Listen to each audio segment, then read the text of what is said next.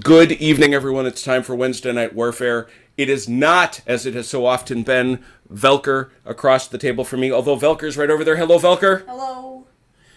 Instead, we have gathered together to continue a learning exercise that I enjoyed very much, and we actually got some really nice response to, because I think Hollenspiel's Horse and Musket is one of those games that folks want to know more about. You know, they've seen it, they're interested in it, they think it's really cool, but they want to know more about it. And so I actually got some very nice comments along the lines of really looking forward to seeing this as you evolve the system out. So instead, as I tweet is out, excellent. As I tweet, instead of Velker, my usual opponent on Wednesday Night Warfare, we have first our guy Ron Dalinor. How are you, Ron? Good. How's everybody? It's a Wednesday, man. Oh, I should ask, Velker, are you Corona free? I am Rona free. Rona free. Ron, you Rona free? Rona free. Excellent. And we have our teacher, tutor, and mentor in all things Lace Wars, Doug Panzerday. How are you, Doug? I am doing pretty well. Glad Awesome. to hear you all are Rona free. Are you Rona free, sir? To the best of my ability to tell, without my own test kits, Which none of us have, I am. let's face it. which none of us have, I am No, not Rona at all. free. Yeah, so we are here. We are not going to play the same battle because I built another one. One of the great things about the terrain set, and once again, we got to give all the love in the world to Lazy Boy for the terrain that doesn't make units fly all over the place. So he built the terrain in the trees, although our friend Silent Disapproval Robot can't see them yet. Hopefully he can now. I think he did the clear his catch or whatever, and Yeah, hopefully he's got his trees back. Because Lazy Boy is continuing to design terrain for me because he's awesome. And yes, he's designing them for me. I'm not apologetic about that. But, we are coming back with the Battle of Kolin, which I love the little corporal, and not that little corporal. I mean the French guy, the Corsican. I love the French. I love Napoleon.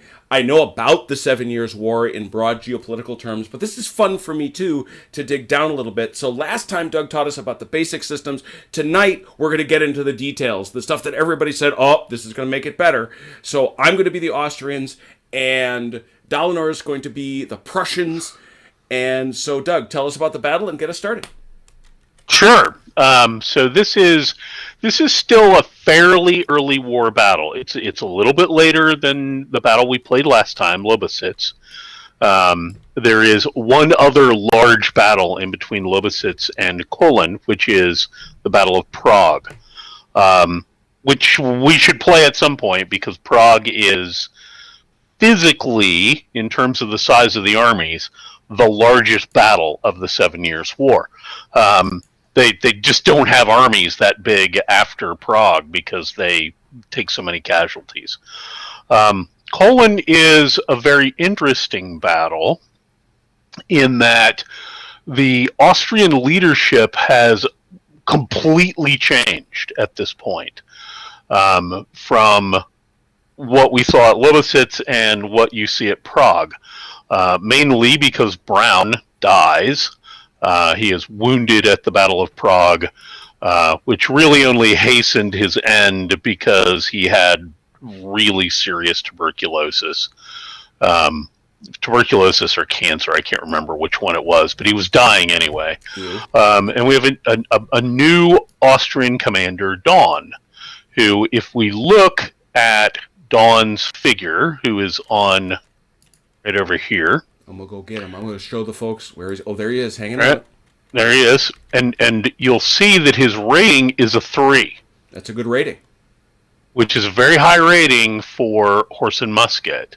Now, Frederick, who is over here, I'm going to go see Frederick. There he is. all right, he's rated a 4, which he's going to be because he's a military genius. But Because, because he's Frederick. Yeah. But 3 is a very respectable rating. And in the case of this particular battle, I'm not really sure that Frederick maybe shouldn't be rated a 3 and Dawn rated a 4. Ooh.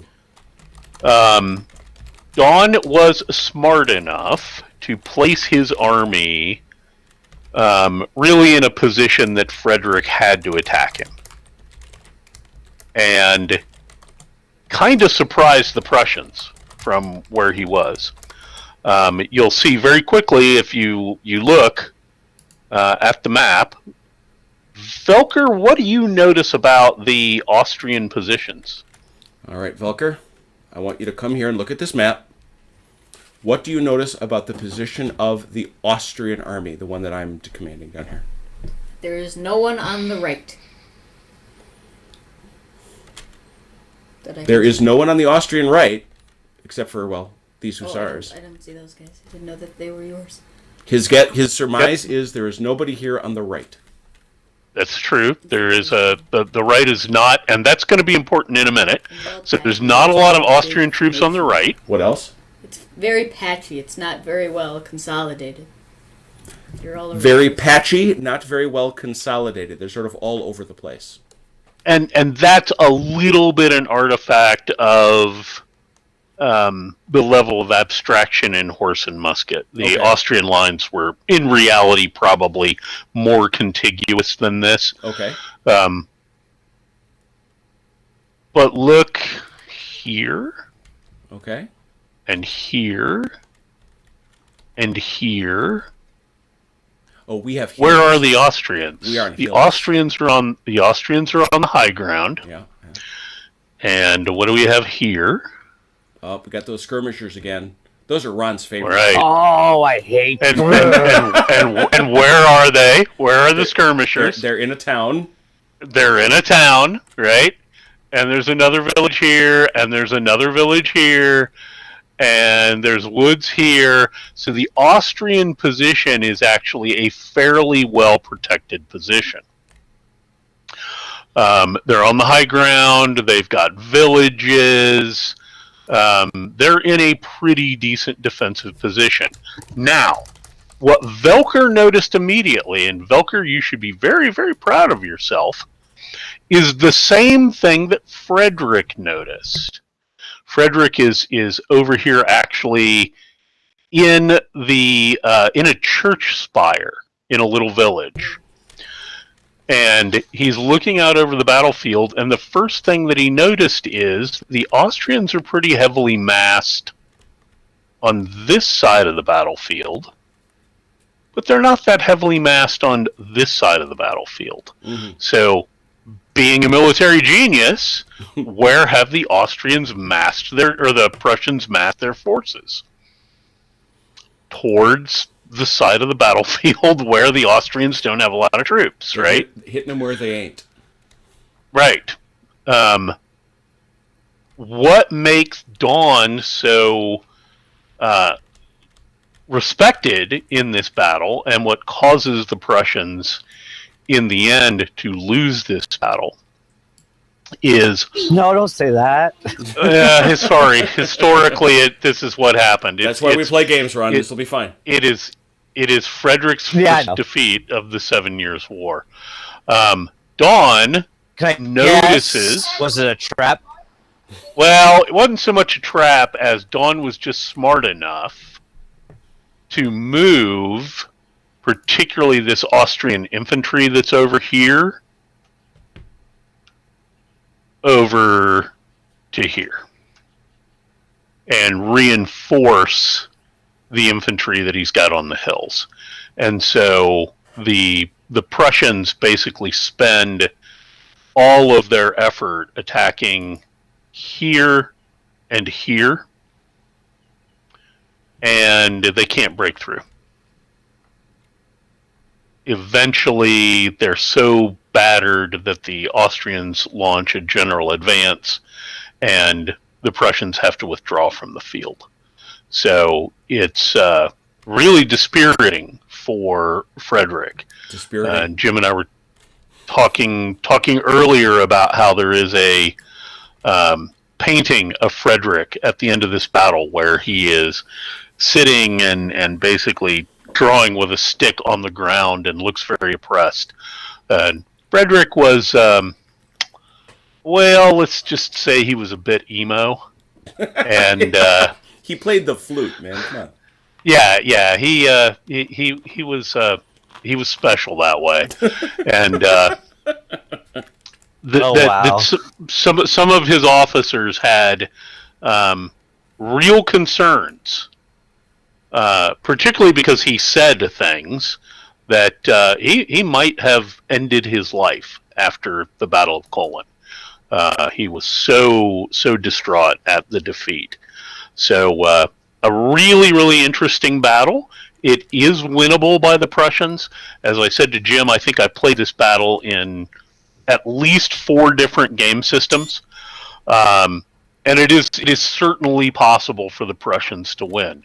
It is probably not possible for the Prussians to win if they repeat Frederick's mistakes. So the challenge in this battle... if Ron repeats his mistakes and go after the damn skirmishers again. Well, yeah. Be careful of that. We taunt you.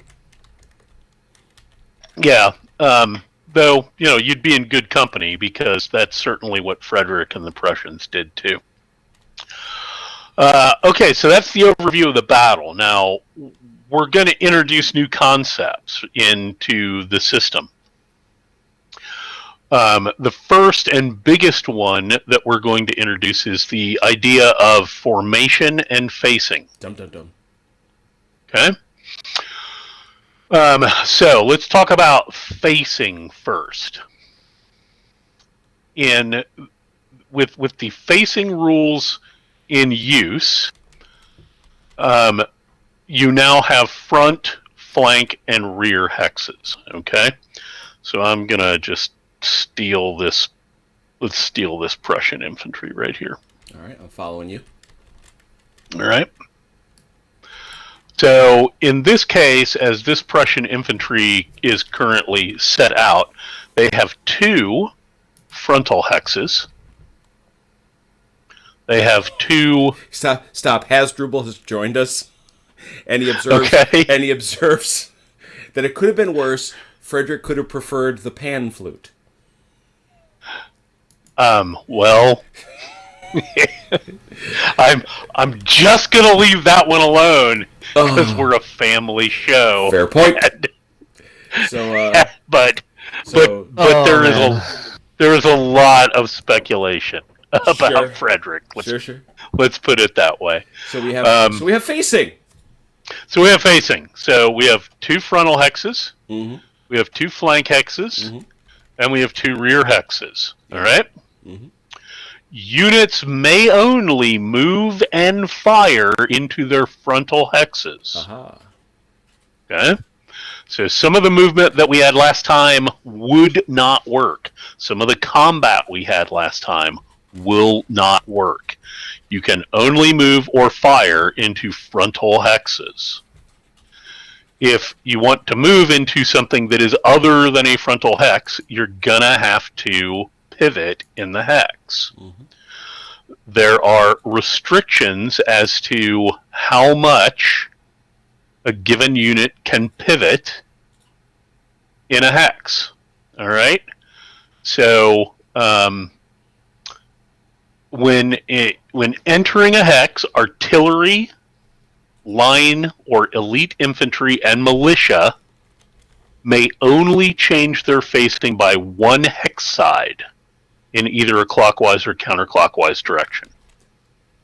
All right? So if I'm this Prussian infantry unit, mm-hmm. and I want to move here, but I want to face towards that village, right? I can do that. Mm-hmm. I have rotated 1 hex side, okay? Mm-hmm. But what I could not do is rotate this much in that 1 move. Got it. Gotcha. I may also, if I'm activated for moving, I may rotate that 1 hex side in the hex that I'm in, and then move like that. Okay. Okay? That would be valid. Cavalry may change facing by 2. Dragoons by 3. Oh. Siege artillery never, and we don't have any in this game. All other units may change their facing however many times they wish in a given movement. Oh. So, Jim, your hussars, because they are like cavalry, can change their facing as many times as they want. Your dragoons can only change it 3. I don't believe we have... Yeah, and so the cavalry over here can only change 2. Got it. Infantry 1. Artillery 1. Okay. But the skirmishers, they can go nuts. Right? So that's facing in a nutshell. Got it. Now, a unit that is attacked from the flank in either fire combat or close combat, the attacker rolls 1 extra die. If an attacker is attacking a unit from the rear, the attacker rolls 2 extra die. Ooh. Okay. Yeah, so rear attacks, very powerful. Sure. Regardless of the result, the unit being fired upon in the flank or rear must check for morale before firing begins, as if it were subjected to close combat. Got it. All right. So hey, these guys are shooting at me. I got to check and see if I want to stick around and take that. Exactly. Exactly. So it's very, very likely that a unit that is attacked in the flank or rear is, both going to take a whole bunch of morale damage, because you might be rolling as many. If you have a unit that's being attacked in the rear by elite infantry,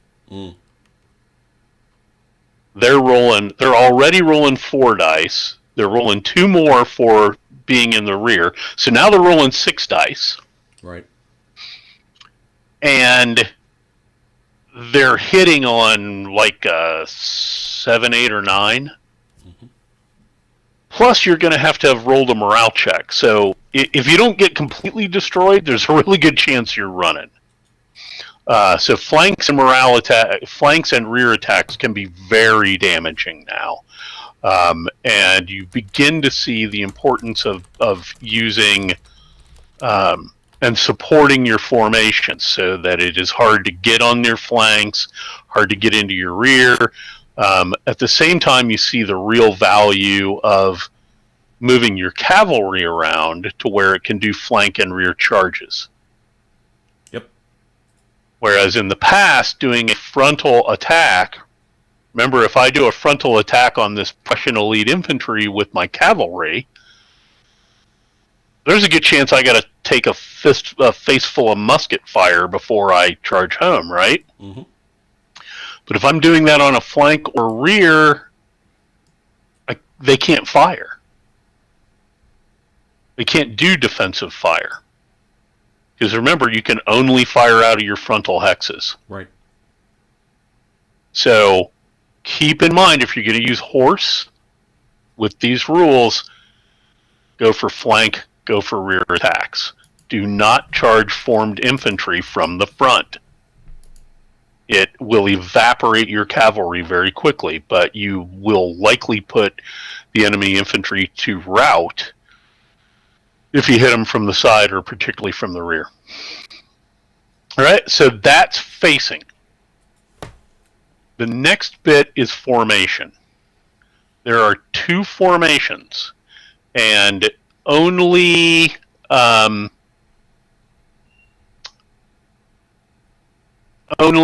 infantry, militia, and horsemen can be in a formation. Okay. All right. Nothing else can be in a formation, or rather, their formation defaults to column. Skirmishers effectively have no formation. Right. There are two formations, line and column.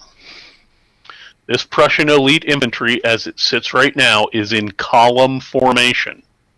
And the way I can tell that is they're facing a hex vertex. If, however, they do this and face a hex side, they are now in line. In line, they have 1, 2, 3 frontal hexes, Mm-hmm. a flank, and a single rear hex.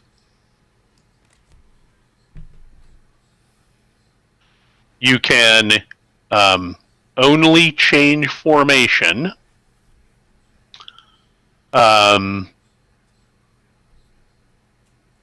once it costs a point of movement allowance, and you can only change it at the start or end of movement, and only one formation change is allowed per turn. Okay. So let me repeat that. It costs 1 point of movement, not cap, to change formation. Mm-hmm. You do it at the start or end of movement, and a formation or a unit can only change formation once per turn. Cool. So you can't start in line, change into column, move, and then change back into line at the end. Got it. All right? Mm-hmm. There are a set of modifiers that apply to formations for combat.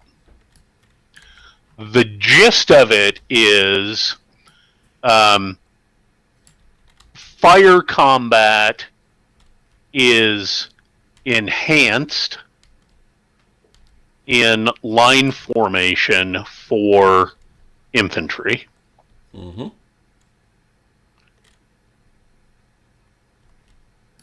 In column formation, close combat and charges are enhanced for horsemen in column. So, recalling that cavalry in this era are shock, your best bet is to keep your cavalry in column formation if you're going to attack, and to keep your infantry in line formation for fire combat. The actual modifiers are for column formation, fire combat.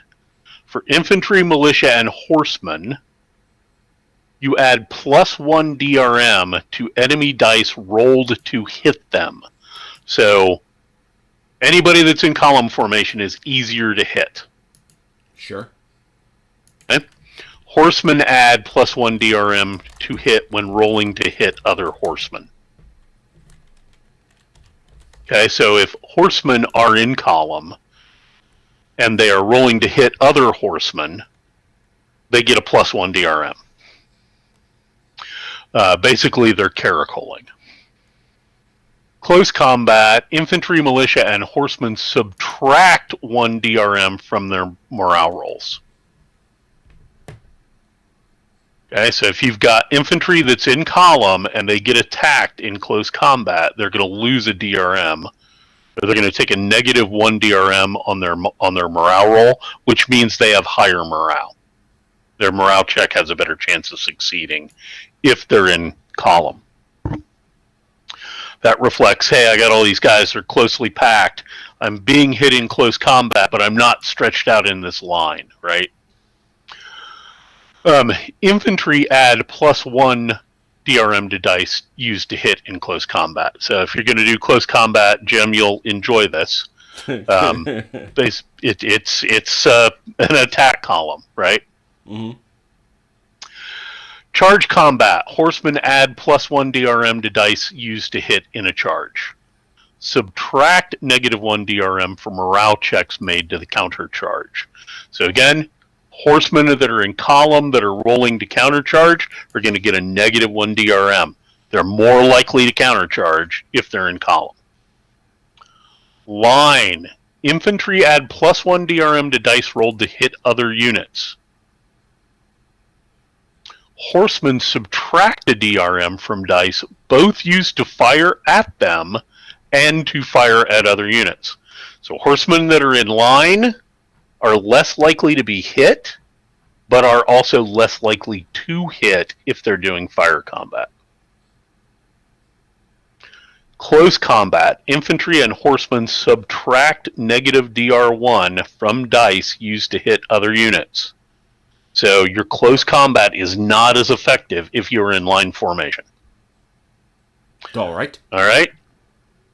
So the general rule, like I said, and I've got a handy-dandy chart that I use that when we have that situation, I'll help you with the modifiers. But the general thing to keep in mind, it's very logical if you know anything about the warfare of this time. Column is better in close combat.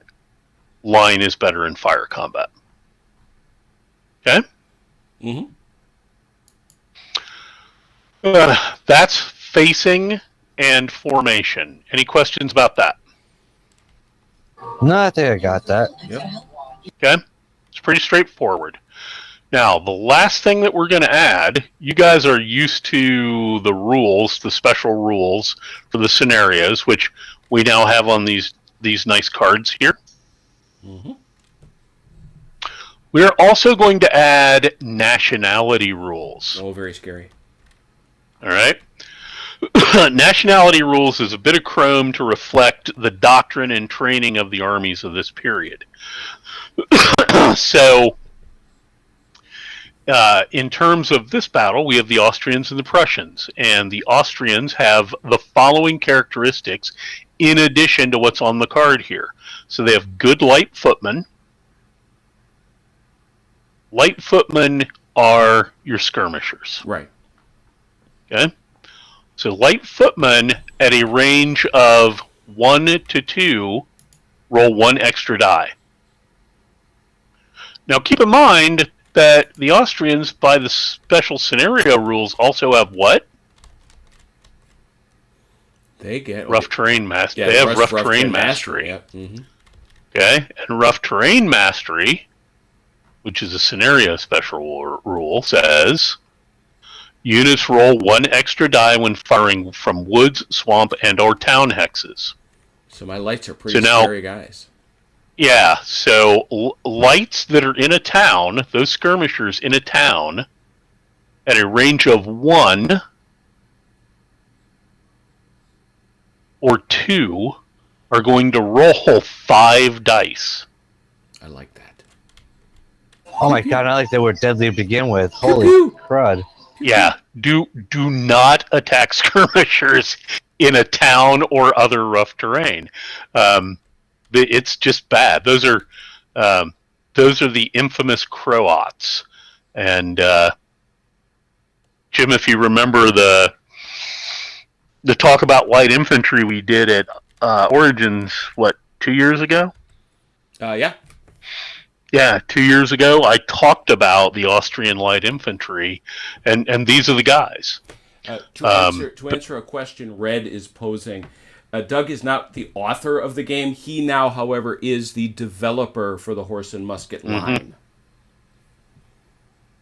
That's why he seems so very, very steeped in it. Yeah, because I am steeped in it. Really steeped in it. Yeah, if you saw my office, it's got Horse and Musket stuff all over it. There you go. So several other rules. Horsemen fire. The Austrian cavalry are still using guns. Ooh. So, unlike what we had last time, Austrian cavalry can actually fire. I presume not the Hussars, or can the Hussars shoot? Oh yes, they can too. Okay. They are horsemen, right? All right. Okay. It's probably not, and again, these are Not quite the hussars you're used to. Sure. These guys are carrying carbines. Okay. And pistols. Okay. So, the cavalry will hit on a 9. They're not a great fire platform, but they can shoot, right? Mm-hmm. And let's just look real carefully here. I said hussars, but let me make sure. All right, if we look, yeah, hussars hit on a 9. All right. That they can do fire combat along with dragoons. Oh, look at that! Yeah, range 1. Dig it. Mm-hmm. Yeah. They roll a total of 1 die, but still. Right. Yeah. I mean, it's they're carrying pistols. They're not. Yeah. The arquebusiers of the 30 Years' War, but right. they can fire. Horsemen withdraw. The Austrian horse is not great, but they're pretty damn good about getting out of the way. So if they're trying to do a withdraw because they're subject to a charge, they get a -1 DRM. Yes. Mobile artillery. One of the big things that had happened between the Silesian Wars and the 7 Years' War is the Austrians had invested very heavily in their artillery. And probably had the best artillery on the continent. This is reflected in this game by the fact that their artillery actually have a movement range of 2 as opposed to 1. So you can move your artillery around, Austrians, which is something they lost by the Napoleonic Wars. Finally, they have rapid fire. Any infantry with 4 morale points roll 1 extra die at range 1. Unfortunately, Jim, if you look at your special card for the scenario... Yeah, this is that thing. I remember, because we talked about this last time. I don't get it. You lose it. Right.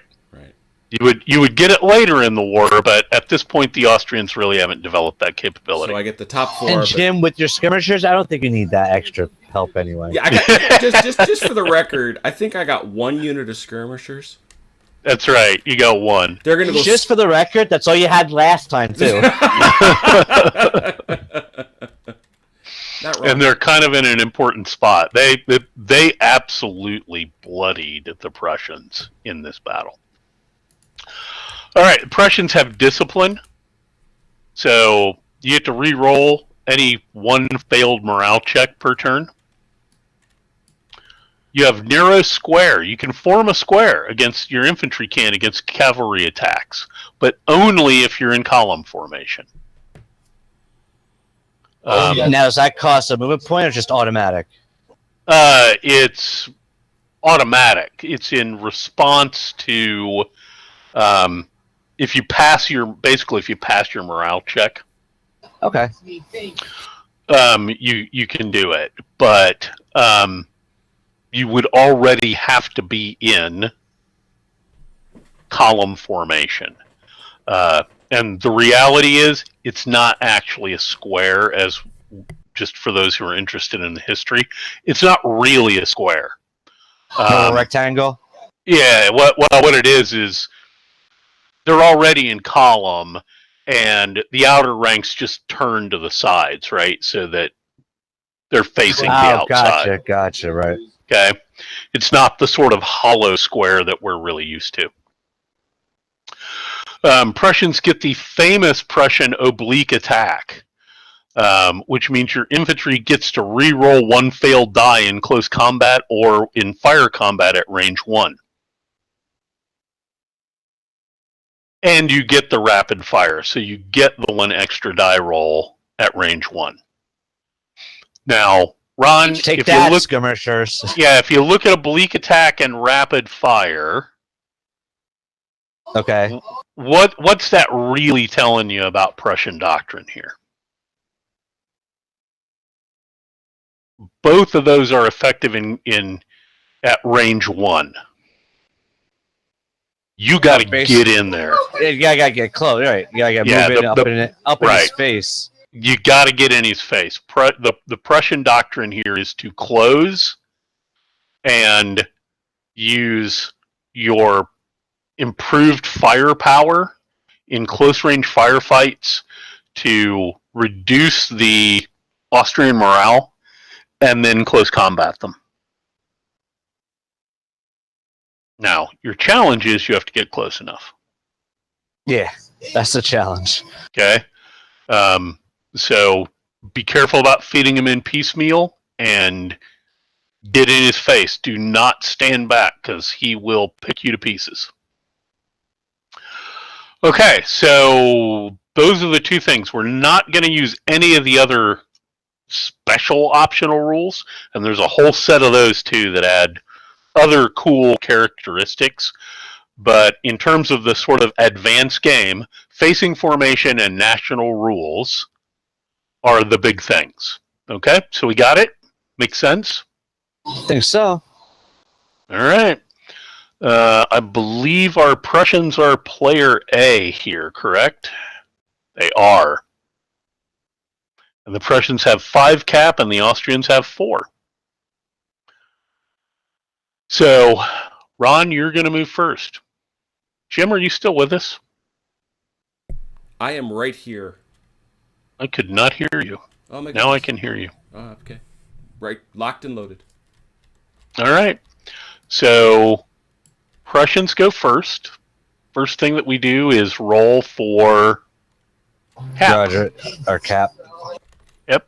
Ooh, I wonder if I'll get 1,000 cap again, like last time. I don't know where I rolled 4. Well, in this particular case, he only got 1 extra cap, so he's got 6. Yeah, see, this is the thing. So we got you a nice little counter here. So there's your 6. Nice. That makes things easier. Yeah. Got you 6. And somewhere we've got a Prussian, here's your Prussian VP counter. Yeah, that's where that should be, shouldn't it? Yeah, actually, Doug, why don't you square up everything, and then I'm going to save this, because I know I tweaked a couple things. Give me one quick second to make a save. Yep.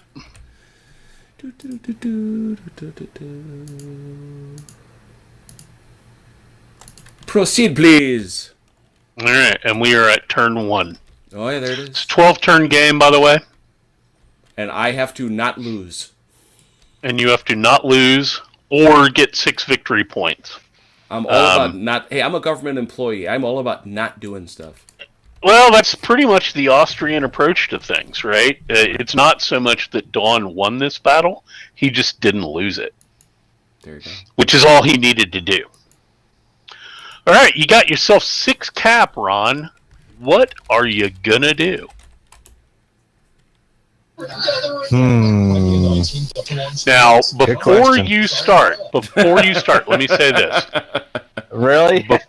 Before you start, you can put units, you can change the formation of your units before we start the first turn. Oh, interesting. Okay, cool. Okay? So right now, everybody's in column. If you were to say, hey, I want to put all this infantry in line, you can do that before you start. Oh, I can. Okay. Yep. One other thing about... Oh, no, we're not doing that. That's an optional rule. What? There's an optional rule that says units in line formation that encounter any kind of rough terrain have to do a morale check. If they fail the morale check, they take a morale hit. But that's an optional rule. We're not doing that one. That's nasty. Yeah, it's a lot like the Tiller line movement penalty. Yeah, it is. So yeah, Ron, if you want to move those guys, you can do it. There is a... Let me just double check this. I think I forgot to mention this, but I think the reality is you do get a little bit of a movement bonus for being in column formation. Column. Yeah, it's right here under the chart. Yeah. And Yeah, there you go. Morale. Yep. Yeah. Mm-hmm. Oh, now that makes me decide. Alright,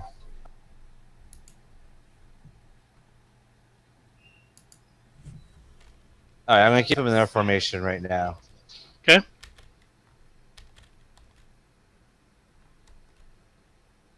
Move this guy first. Okay. He is in column formation, so he actually has a movement range of 2 because he's in column and his morale is 3, 4. So that's 1.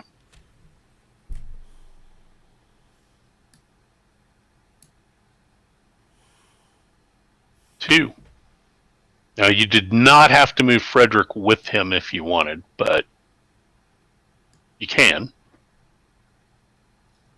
I don't have the rule where he runs away this time. He pees his pants, right? That's correct. He's over that. That's unfortunate. I like Okay. that. I'm very fond of that rule.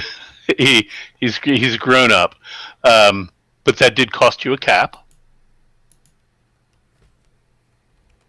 All right. Except Well, you're with the army. hey- You are with the army commander. Right. I'm with Frederick, so that does get the 0. Yeah. Right? So he actually could do that for nothing. All right. My next move. Okay. 1, 2, and that one did cost you a cap. Yep. I subtracted it. Mm-hmm. Next one. Okay.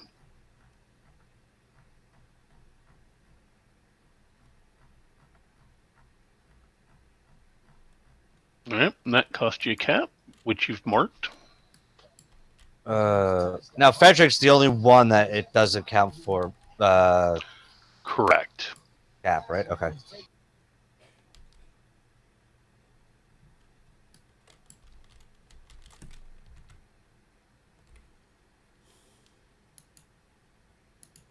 It's interesting. There is a French language player aid card that runs to 12 pages. I see nothing. Wow, really? I see nothing similar because it covers a lot of the cases Doug was expecting. I was wondering of how to try to find such a thing for these sets, but I see nothing equivalent in English. No, there really isn't. Somebody's been working on a couple of things kind of sort of similar to that, but Got to get Major Sholto Nothing. on the case. yeah. All right.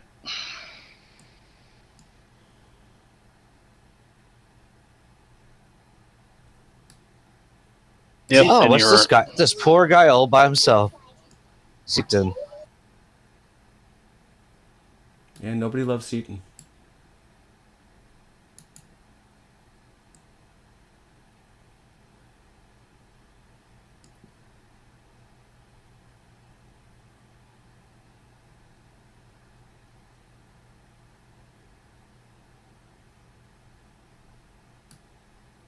Now those are cavalry, so they have I know. a movement range of 3 if you want to. Yeah, I'm just gonna leave him right there for now. But that will take up all my cap. Yep. All right.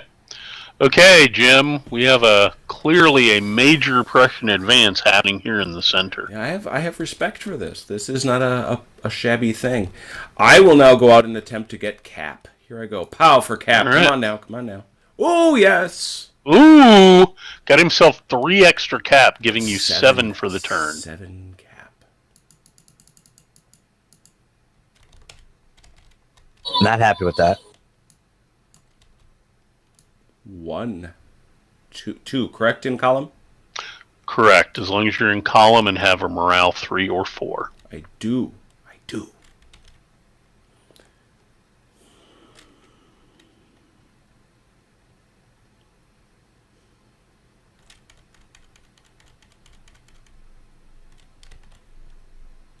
Remind me of the rules on LOS. These are artillery, I presume, cannot see over these trees to these hexes. That's correct. Not shocking. All right, that was a cap for me. I should recall such things. Pook. And again, I can interpenetrate, correct? Yes, you can. You cannot ever violate stacking. Right. which I will not But be you now can, doing. yeah, you can interpenetrate as long as you never violate stacking. Which I shall not do. 2. Okay. Now, keep in mind that you can change formation at the end of a move. Mm-hmm. It costs you a movement point, but you can at the end of a move. Yes. Just so.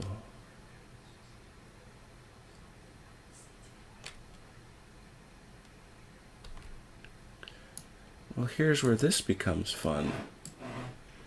So this facing change, Okay. that is a point of movement, correct? No. All right. You can do it. So you're activating for 1. Yep. The facing change doesn't actually cost you any MR. Ah. Okay. So You're just limited as to how many you can do. I get it. So I go here. Okay, so that's 1. Mm-hmm.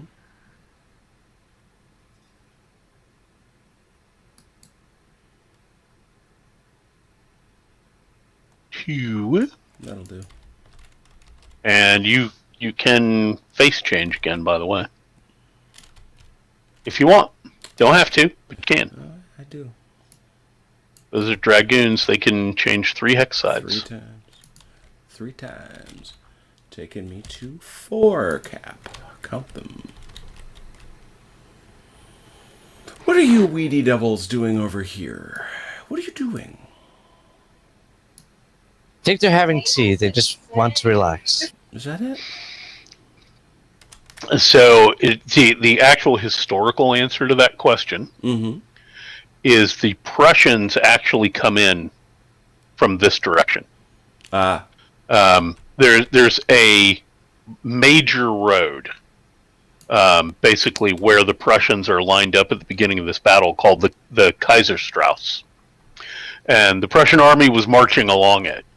So Dawn originally placed his army to defend from an attack coming from this area against here and here.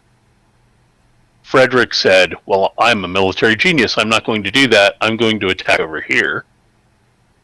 But of course, he had to march his army across the front of the Austrians in plain view. So Dawn had enough time to go, hey, Frederick's moving his whole army. I'm going to strip this wing and move it over here. Got it. I may change facing once with infantry, correct? Correct. Okay. Once per hex entered. Ah. Well, that's... Once per hex entered. Okay. One hex side per hex entered, let me put it that way. It's going to be 2. Which leaves me with 1. Yeah, you had a bunch of cap, didn't you? Yeah, I don't know what to do with myself. I had so much cap. See, now you know what I had last time. I know, right? It also shows you how the cap rule really captures the difference. It captures the command ability of an army. That, if you have an army that just wasn't well drilled, wasn't prepared, didn't have great leaders, it just doesn't have very much cap in a scenario, and it can't do a whole lot, right? Whereas a well-trained army has a lot of cap, and they can be the same nationality, can be the same war, and yet those two armies will act very, very differently. No, I like the idea of the cap. That's actually pretty good. It really gives you the difference between the two armies. I retract this movement and instead spend it to fire this artillery piece at your fellows here. All right. I was just hoping you would not see that. Yeah, right. No camo. That's so it's now. Go ahead. Now, one thing I will caution you on. Go ahead. I think we can do this. The rule book explicitly says, this is the only time I have ever seen this in a word game rule book. I will even read it to you. Oh, sounds serious. Let me see if I can find it here real quickly.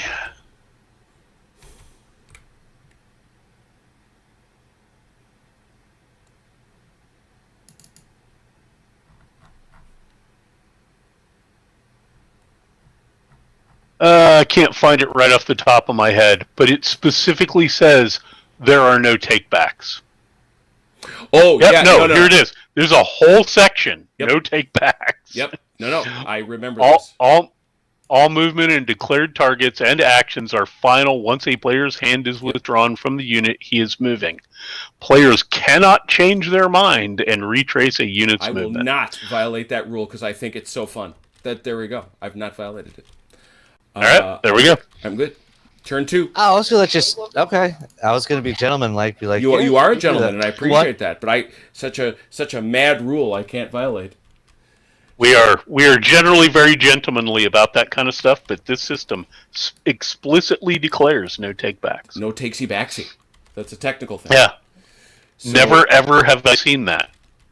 So that takes me out of cap, and that takes it to your second. All right. To your second turn round. It's now turn 2. You start with 5. Do we have a turn counter? It's over on the. It's on my side of the table over here. I have. Okay. I have incremented it right there. All right. That's better. Done. You got yourself 3 cap.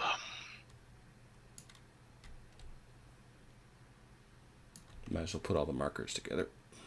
There we go. So there's going to be some bashing, I think. I would think. All right. Now, Ron, recall you're currently in column with all that infantry. Yes, Roger. I could do 2. But you can, but you're also going to suck at firing. I was going to say I'm also going to freaking yeah.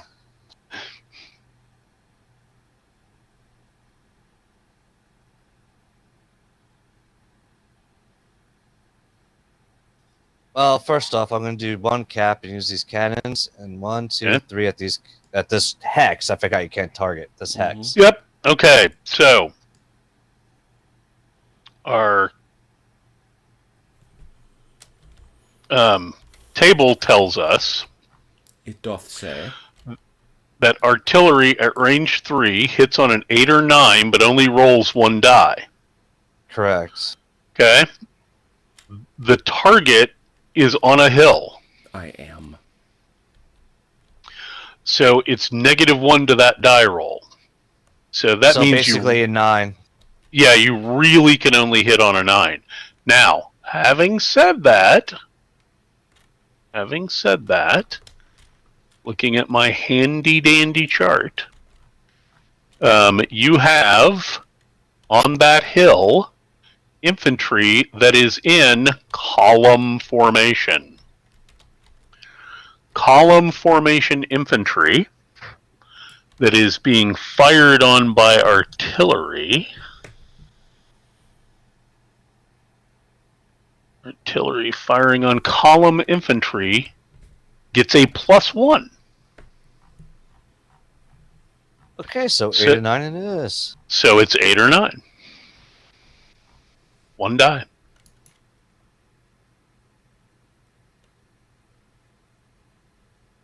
And it's a 6, so nothing. Well, that's actually a 9 upside down, isn't it? It is. Well, then you fired backwards into your own men. Yes, good point. Luckily, there's no one behind them then. There's nobody back there. All right, so that cost a cap.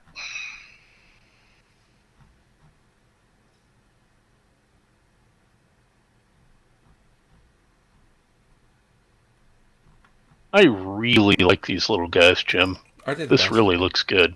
They really look great. I like them too. And then on mass, they're like you could tell Mhm. it makes the army look huge. I might have reached out to the creator and said, you know what would be great? Yep.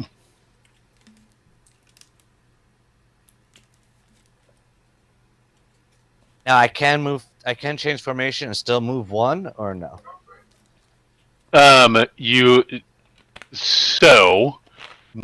No. All right, but can I move one then change formation? It costs 1 movement to change formation, period. All right, so So then be I'm in column. I have yeah, 2. I could actually move 1 and then change formation. correct. And that did not cost you a cap anyway because you were with Frederick. Right.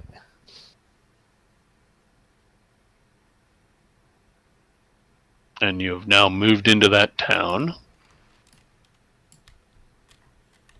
And that's the place where that line movement restriction thing is kind of cool. Uh-oh. Because Cool for you who? would have... Cool for him or cool for me? You would have had to do a morale check and you possibly could have lost morale. Which would reflect the disruption of trying to move a unit into town in line. Okay. Horses, if I'm remembering correctly, can only charge if they're 2 spaces away, correct? Correct. They have to traverse a space. Cavalry does.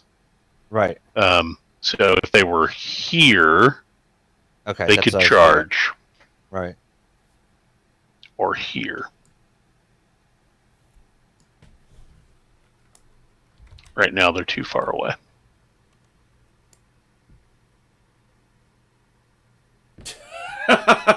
Hasdrubal's comment. These turns fly by compared to tanks. You're not wrong. Steps a little easier than tanks. You're not wrong. The other thing is, let's. Well, it sets up because I had it already when we walked in the room, right? But yeah. Yes. But to answer the question, this is what Doug and I have been talking about. I'm zooming way in down here on these guys. Yes, whoever the guy who did this is a genius. Look at these guys. They are one base, and they're actually really nicely done. They really are. I could not paint something that nicely. These are 6mm scale, and they are all one solid piece.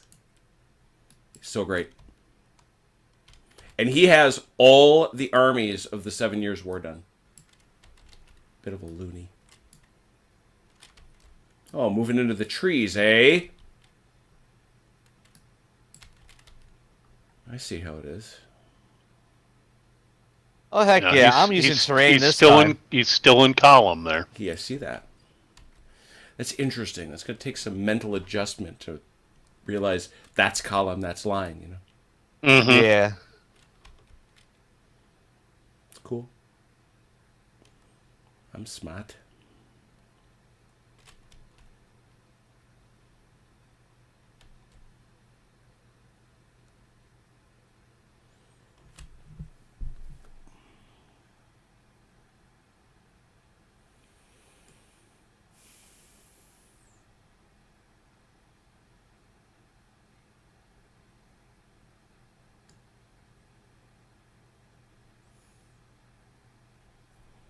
So how many caps is that?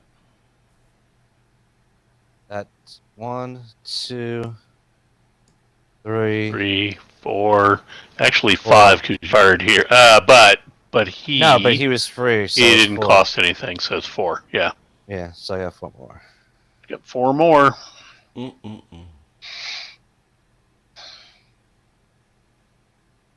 Yeah, the Prussians are a pretty badass army at this point. It's actually really surprising and sort of a testament to Frederick maybe not really being on his game that he got beat so badly here. Yeah, that's exactly what I told him, Has. All right.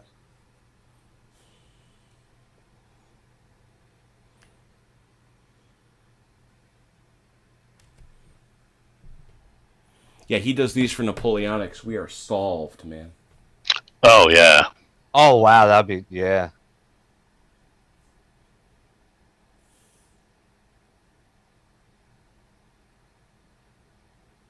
Because these battles are also so easy to set up. Because you don't worry about it. You just throw the pieces around. They're just pieces. Right. Right. Right.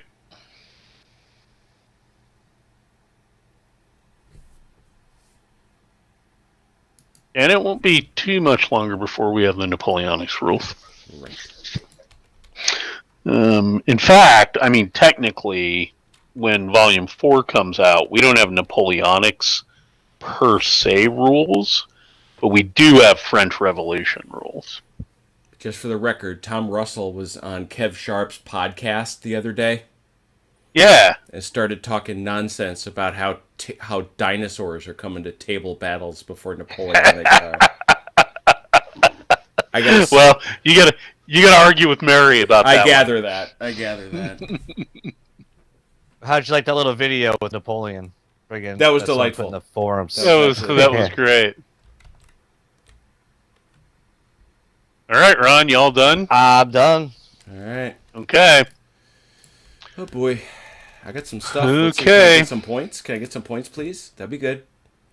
That's not points. Ooh, that's not points. No, that's definitely good points. That's fine. Problem is, I got points I can actually track in my head. That's the worst kind of freaking points.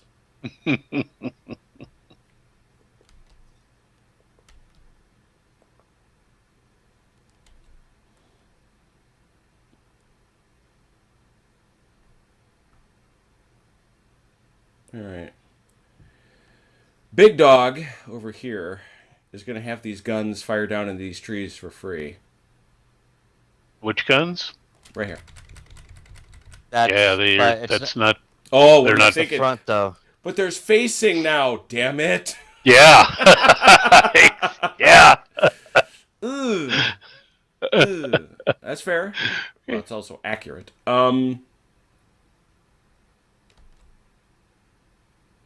The guns will shoot into the town then. Let's see what happens. There you go. I wish to see. Okay, so you've got artillery firing into a town. I do. At range 1. Yes. Okay, so normally artillery firing at range 1 rolls 3 dice and hits on a 7 to 9. However, you are combat in to a town. Mm-hmm. So you're -1. Mm-hmm. So 79 -1, but also those guys are in line, correct? Correct. All right, so artillery firing on line infantry is no modifier. So 3 dice hits on a 7 to 9 -1 to the die. What do I get because I have superior artillery? I believe... The Oh, one thing that's missing from the chart. yeah, and I checked on that. Mm-hmm. That is actually a rules mistake. Excuse you! Okay. Yeah, that's a... So they don't get it. This is a why Doug's the developer. So... That rule didn't actually make it into the game, but got left in scenarios. Aha. So there is no superior artillery. It was replaced by the mobile artillery rule. There is no rule number 6. Right.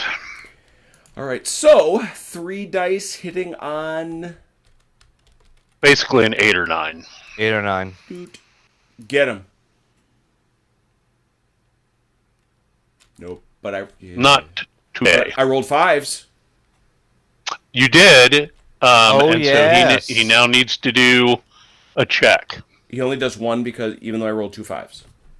Correct. Okay. Die.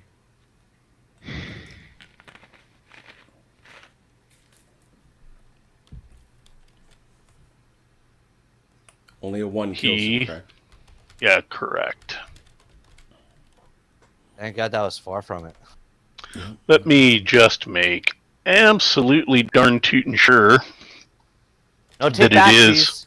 backsies. Yeah, I can never remember. Is it a 1 or a 6? Oh, I'd like that. And I think it's a 1. But let me just be sure. Yeah, it's a 1. Okay. Yeah, it's a 1. All right, so I'm still at full cap. That's probably the only good news.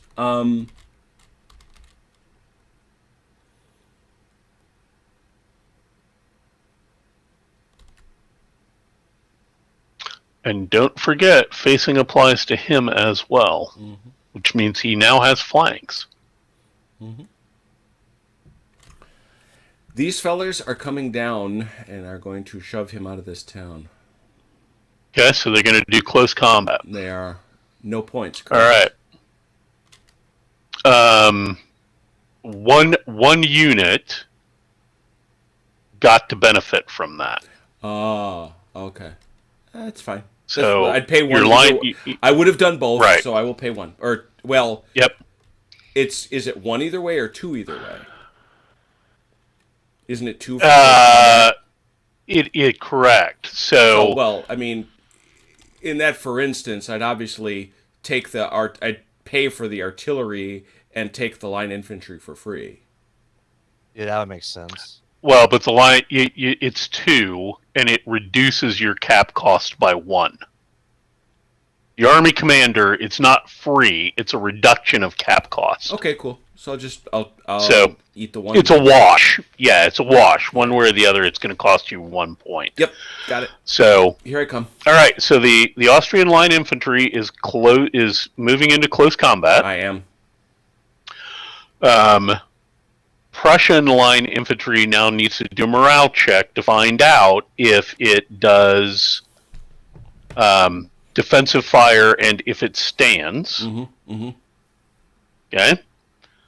So you roll a d6, but you are in a town, and a town provides you no morale benefit. I didn't think so. I remembered that from last time. Last we time, wondered about that. Right, the hill does, but the town does not. Right. So no morale benefit for the town. So basically, 1 die, you've got to roll 4 or less. Come on, Daddy. I'll take that. 3 does it. Yeah. So that means you get to do defensive fire. I don't like that. Right? You are Prussian line infantry. Pew, pew. Yep. Prussian line infantry firing at range 1. Okay, so range 1 Prussian line infantry hits on a 6 to 9. However, because your morale is a 3 or 4, you get to roll 1 extra die. So you're now rolling 4 dice. Also, don't get rapid fire, right? Correct. You get rapid fire. So you're now firing 5 dice. Does it because she's charging me at column formation and I'm in line formation? Exactly. So that modifier is you are line infantry firing on column infantry. It's a +2. Oh, that's a modifier +2, so that means I would hit on a 5 dice +2. So you're going to hit on a 4 or higher. 3 dice. 3 dice. 5 dice. 5 dice. Okay. Sorry, 5 dice. Okay. Yeah.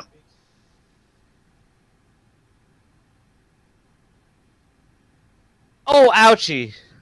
Yeah, he's gone. Object lesson learned. Yeah. Fire first. Fire first. Object lesson learned. No, I was curious. I'm absolutely, I want to win, but I'm also poking at the system, no doubt about it. Absolutely. All right. Absolutely. And I got to roll because you rolled a 5.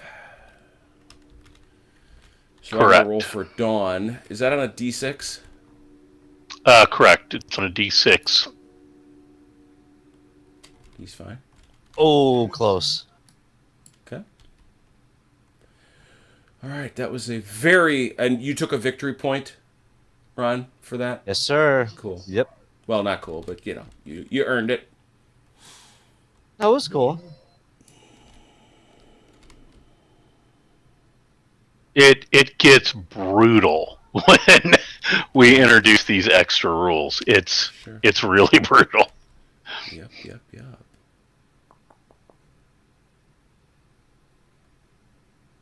No doubt. definitely makes you rethink a couple of things and try to figure out which way you want to go. Yeah, there's and this is the thing that Bob, when I first introduced Bob to the predecessor of this, which is a system called Hold the Line. Bob looked at it and he was like, "Oh, that's a silly little game." And I'm like, "No, really, you got to play this, man, because there's a lot more depth to this." And we played the first time with all the optional rules, and he was like, "I can't believe this game. It is so there's so much subtlety to this rule set." All right, that was smart, Jim.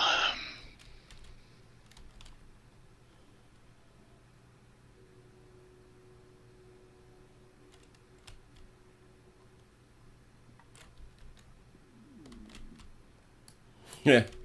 The thing is, units are not that thick on the ground. Mm-mm.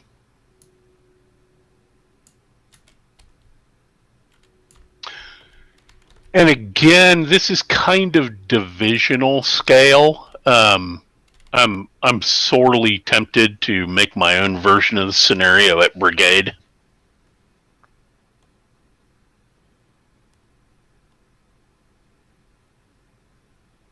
Again, not that brigades were permanent formations during this time or even consistent in size, but neither were divisions. There you go. That's it. Okay. Turn 3. Okie dokie, turn 3. Roll them if you got them.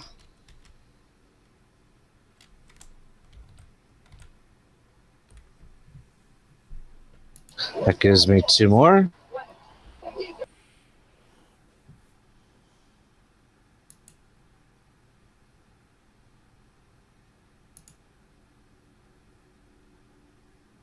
All right, now decisions.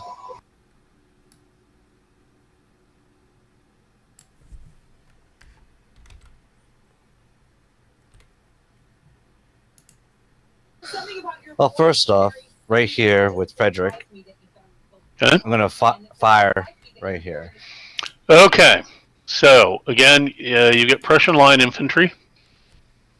Normally rolls 3. Hitting on a 6 to 9. But are rolling 4 because of rapid fire.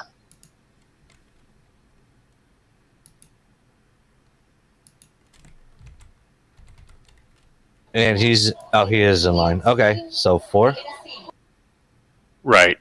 So it's just straight up 4 dice. He doesn't get any modifiers for because he's in line. 1. All right, that was 1 hit. Okay.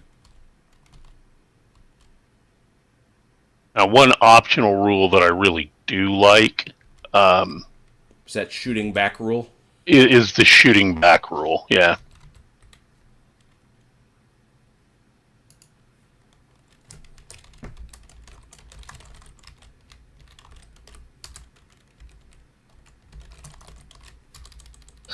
All right, next ones. The lead infantry are going to fire at the dragoons. Okay, so elite infantry, same deal. They're going to roll 3 dice, hit on a 6 to 9, but they're going to get an extra die for basically the rapid fire thing. Correct. Giving them 4 die. Plus, my morale's 3 and 4. I also get an extra die because only 1 range away, which I forgot about. Correct. The last ones. Correct. So Yeah, that's where the 5 comes in. Right. Oh, you said 5. I didn't think. Yeah, that'll give you 5 dice. Hits on a 6 to 9. Forgive me, this is this here? Where is this? Yeah, here. Mm-hmm. Firing here. On my my dragoons. Got it. Right. And you got line infantry firing on column horsemen. That is a +2 to the die roll. They can only evade melee, correct? Correct. Now, that is not the case with dragoons and hussars. They actually can decide to get the hell out of dodge. Yeah, that's certainly what we're going to do. And the rule on that, I think they have to do a morale check. Give me just a second here. I think I get a bonus on that. You do. If there was a withdrawal from fire combat. Yes. Dragoons and hussars, they may withdraw from fire combat with a successful morale check. Cavalry do not have that ability. And I've got a... And I get a -1 DRM. Right. So 1d6, and I've got to roll a 3 or less?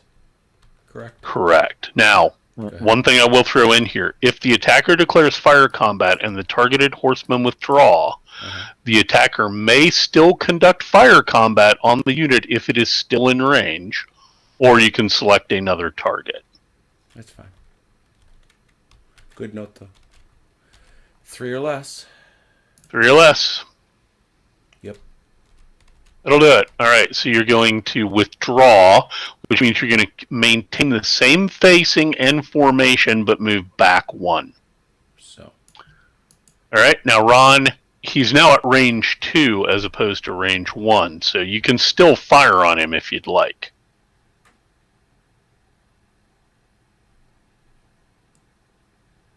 However, it's not going to be nearly as effective. Right, because he loses rapid fire, he loses... Yeah, you're going to fire, you're going to hit, you roll 1 die and you're going to hit on a 9. You still get the +2 because he's in column. He's column horseman. So you're going to roll 1 die and hit on a 7, 8, or 9. Roger. And you hit. I'm not happy about that. It's a lot better than it probably was going to be, though. Right. And recall, you can rally those back. Yep.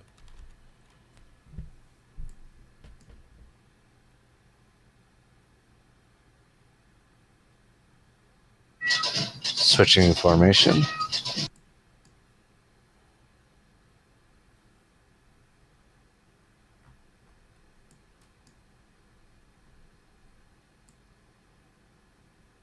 Okay. So you're tracking your cap, right? Roger that.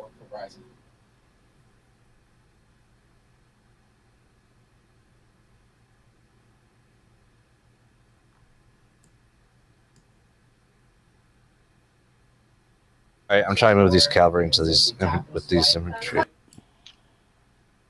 Yep. Now they're going to conform facing wise. Oh, really? Oh, really? Oh, that changed it. Hold on. All right, never mind. Interesting. Okay. That is not actually written anywhere.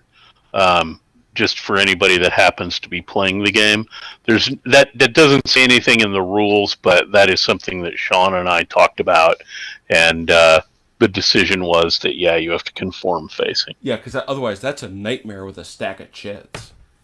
Yeah, it's a pain in the ass. Having had to game that out a lot of times, that's why we ended up doing that. It'd work with minis, but yeah, with chits, no way. Mm-hmm. Yeah, chits up might be.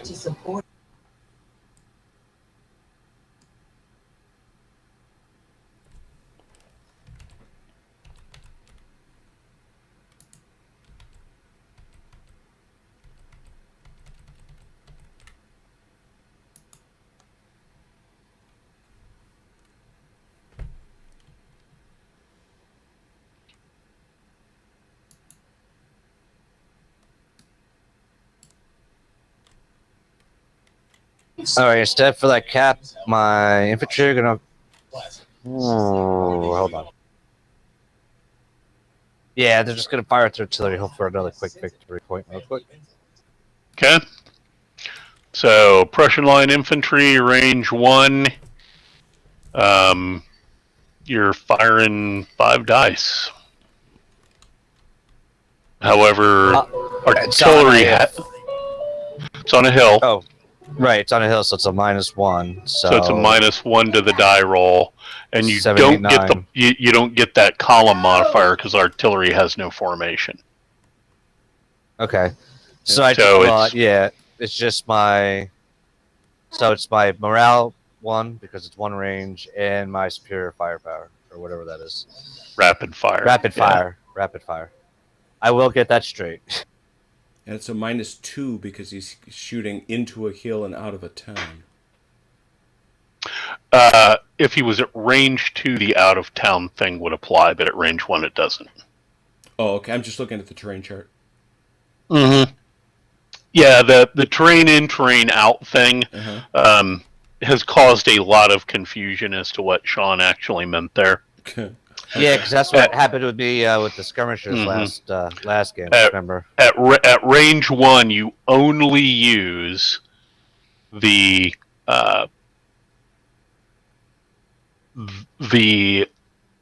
defender's terrain in. Got it. Makes sense. So yeah, he gets the -1 for the hill. Mm-hmm. All right, so fire dice. Here we go for 7, 8, or 9.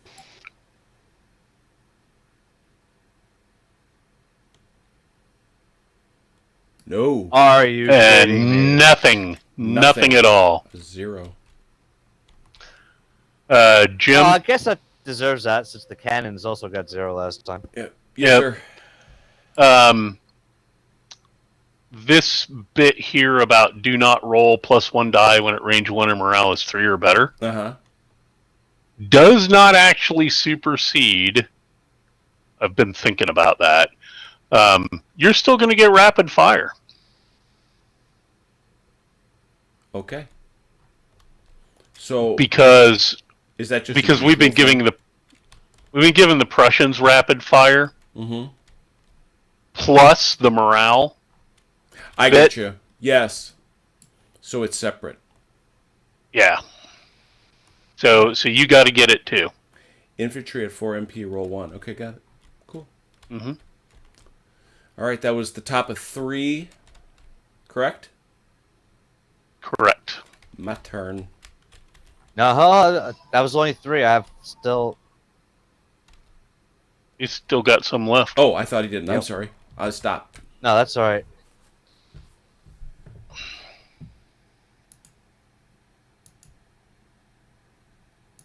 All right, we'll try the artillery at his Austrian line. Okay.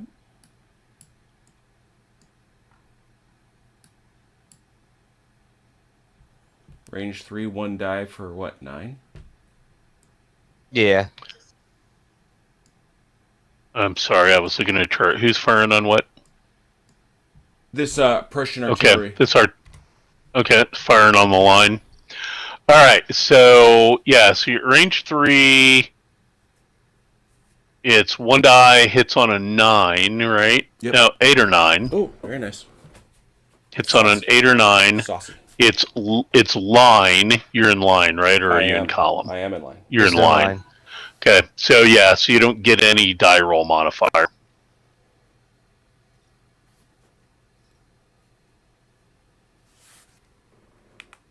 Miss. Hooray.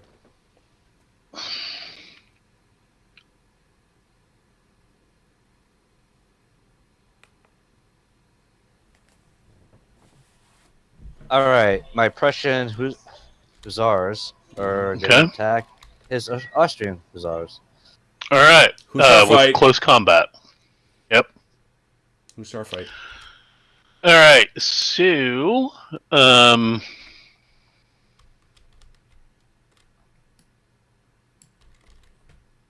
little did you suspect I have super powerful horsemen. Wait. No, all right. So it's a close combat. Mm-hmm. And it's both are in column. Correct. So hussars. So first thing, Jim, you have to, because your hussars can fire, Mm-hmm. you're going to have to do a morale check Ah. to determine whether you can do defensive fire and stand or whether you're going to retreat. Right. So I need a 2 or less, correct? Actually, hussars. Ooh. This is that special rule thing Where where. drawn.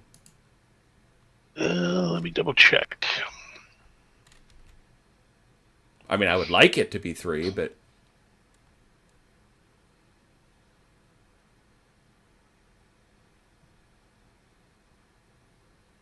Close combat. Nope. No, because it's just close combat. It would also it would matter if it was a charge, but on close combat by horsemen. Now, if it was infantry that were attacking you, you would get that withdraw. You would have the ability to withdraw, but since it's horse, you can't. I shouldn't think. Yeah. So this is just a morale check. This isn't a withdrawal. This is a, do I stand in close combat and fire at him as he comes in, or do I get bowled over? So yeah, 2 or less. Come on now. Nah. Not a 6. Even the 4 would not have helped you in that case. Right. Yeah. Okay, so Prussian hussars in close combat. Hit on American Idol. 3 dice on an 8 to 9. Okay. And you are in column, close combat DRMs.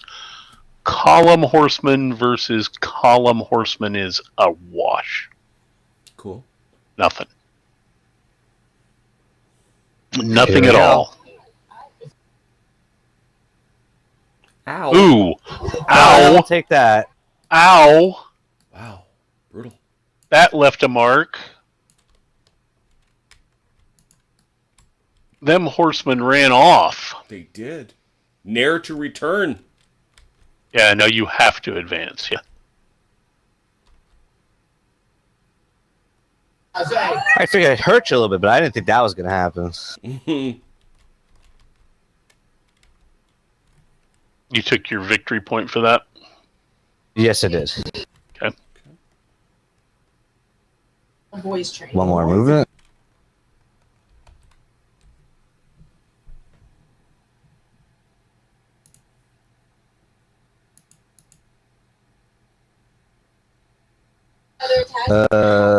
Dragoons 2 or 3? Dragoons move 3.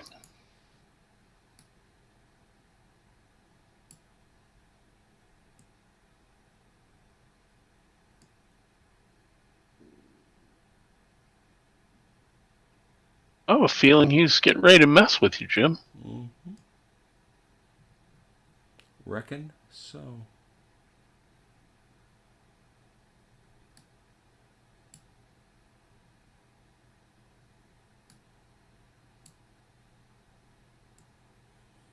I'm going to save that one. Okay. Which All right. means I'll have 6 starting next. 6. Right. All right.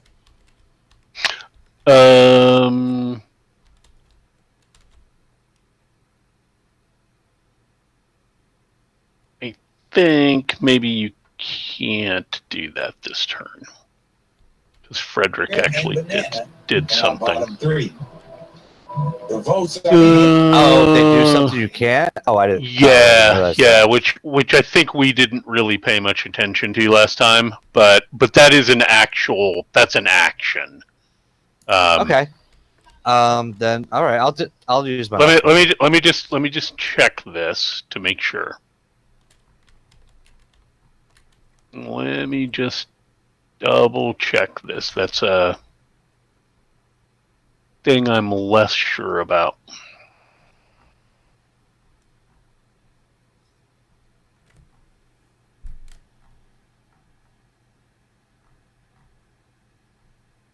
Right, yeah. You may store unused cap for the following turn if the army commander did not move, take part in a rally action, or participate in any kind of combat. In this case, he definitely did. Right. So, yeah, you're going to lose that cap. Unless you're going to use it. I'm going to use it. All right. Correct me if I'm wrong, Doug. It's not going to be a charge because it's not 2, but can I still do close combat with these cavalry? You could move, right? But close combat and movement are 2 separate actions. Okay. So you could move up there and sit there. Yeah, no. And then close combat the next turn. Yeah, because he's going to punch you in the face. Exactly.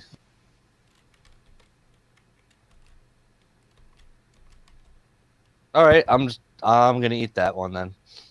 Okey-doke. Now it is time for Jim, good sir. It is your turn. Revenge of the Empire. We'll see about that. That's not terrible. That should be, what, 6? Yeah, that's not too bad. Yep, gives you 6. 6 cap. It's not a bad number.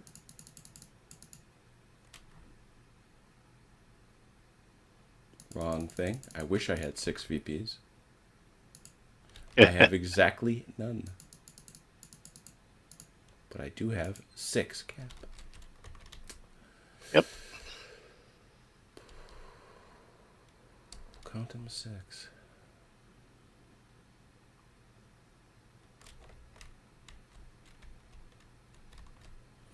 So I've got Dawn up there.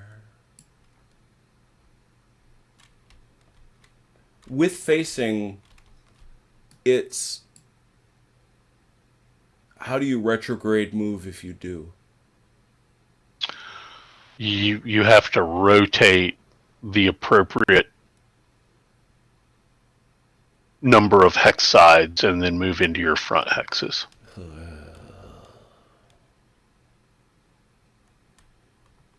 And it's one either spline or hex side per MR? Depending on what kind of unit it is. What I'm looking to do is get this gun off this hill. Right. I figured that was the case. So artillery only gets to turn, I believe, 1. I believe just 1. Yep. They can only change their facing by 1 hex side. And that's per... That's per hex that they move. So I've got 2. Right. So you can... So I could move... I could turn him to... What is this? You can turn him 1. Right. Move a hex. Oh. Right. So you can so you can do that. Okay. And then you could move there. That's true. I keep forgetting. And then you could turn him again and move like here. Well, shoot, I might as well just do this. Or you could do that. Yeah. And that's which is probably what I would have done. Yeah, let's do that. So that costs me 1. Right. That's fair. Or you could have reduced that by 1 by spending Dawn's. Oh, that's right. He's got to be with them at the start of the turn, so I might as well. I have another plan for now. But yeah. Now you want to move Dawn with them because, well, actually, Dawn actually wants Dawn to leave. can. Yeah, so he can't reduce that. Yeah, actually, I think he can. Okay, so he reduces this, and then he goes here. Right. Is my view of the world. Yep. That's cool. And that's Yep. And that's 0 cap. Correct. Cool. All right. Works for me. Next cap is here. Yep. Into the trees. That's going to be some shootification. Yeah. All right. So, range 1. Yep. 4 dice. Yep. -1. Because trees. Those are trees. And I usually hit on. Should be 6 to 9. It is. So now I hit on 7 to 9. 4 dice, 7 to 9. 7 and I is 4 dice. Get you. That's 1. That's a hit. Take it. A palpable hit. And if we can take these dudes and just put them over here. So Yep. Put them in the dead pile. in case we gotta repopulate them. Mm-hmm. Second shot. Nice shot. Second shot is the cannon. Yeah, I figured that was coming. Yeah, so did I. Yep, range 1. 3 dice. Hits on a 7 to 9. 7 to 9. -1. My superior artillery demands a 7 to 9. Even if I don't get superior artillery. But it is -1 because of the trees. That's 1 hit. One more But hit. it's a 9. That's a Hit under any circumstance. under any circumstances. Okay, good. Good. So those Prussian grenadiers, they just took a beating Just got in their advance. shot. Yeah, they did. They got shootified. Mm-hmm. Speaking of shootified, this line fires into that town. Okay. That's line infantry. It's same deal as what you just did. So it's 4 dice. For 7, 8, 9. Hits on a 6 to 9 -1. So 7, 8, 9. Yep, 7, 8, 9. Pew, pew, pew. 2. There's 2 of them. And And a 5. and a leader check. And a leader check. He makes it. He's fine. And that's an incredibly... I gotta ask Sean about that. That's a really sort of bizarre leader choice to have made for this. The but 5. No, Maurice. Oh, making Maurice the commander there? Yeah, of all the Prussian generals who were present in this battle, and they were almost all of the famous ones. Maurice is not one of those. That's So I'm not sure why he got picked. I don't know what to tell you. Well, I actually I have a little bit of a suspicion. I have a theory. And well, there's some good-natured ribbing that goes on between Tom and I on one side and Sean on the other. And it comes down to Sean is Catholic. Okay. And Tom and I always fall on the Protestant side. Got it. And there is a decidedly pro-Catholic bias in many of Sean's scenarios. Excellent. I approve. So let's do this the right way. I can change my facing 3 times. So Correct. do it once. Look at this now. Oh, oh boy. Okay, now you'd be able to move, but because you change facing, you can't do a charge. Right.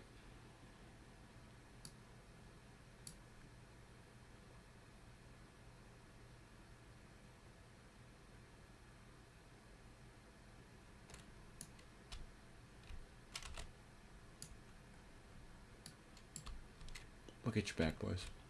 Don't you worry. And I did that because I'm supposed to conform, right? Correctly. All right. That's how I took that. 3 cap. You know what? I was confusing another game. No? It only costs 2 cap to perform a charge.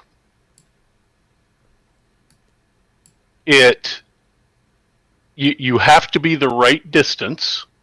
Mm-hmm. Okay? Mm-hmm. But unlike other games which insist that a charge be straight, but charge is not movement. Okay, yeah, that's where I'm coming up with this. The fact that you pivoted, your action was a move. Got it. That's right. That's right. Yep. We'll go there. Yep. That's cool. He really has thought this stuff out. I really got to give Sean a lot of credit. It's so succinct that it actually captures cases that you don't even realize it's capturing. Well, it's one of those cases. This is two. Mm-hmm. It's one of those situations where you realize he sat with these pieces in front of him for hours on end. Mm-hmm. Mm-hmm.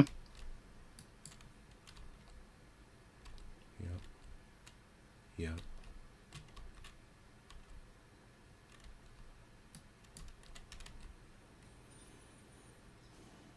Well, I got Any cap left? I got one left. I got no very good reason not to shoot this guy for 1. It's 1 die for 9. Yeah. Which guy? Where? Here to there. So just. All right, I'm gonna shut up. Damn it. Nope, I'm going to stick to it. I'm not even going to look. Clearly screwing something up. 1 die for 9. Okay. Who you firing at? These guys? I'm firing from here Right to here? there. Okay, so these guys are in columns still. No, I'm firing the guns. You're firing at the hex. No, these are my dudes. I'm firing at him here. Oh, God, sorry. Yeah, you're right. Yeah. So there's no formation modifier. Right. Yep. Nope. Oh, closer than I thought you'd be. Yep. Turn 4. All right. All right, here we go. See if we can get this momentum back. That's wow. That's a good start. That's a good start. All right, first off, we'll start with Frederick's group again, firing at the Austrian line. All right, so that's going to be 5 dice. No modifiers.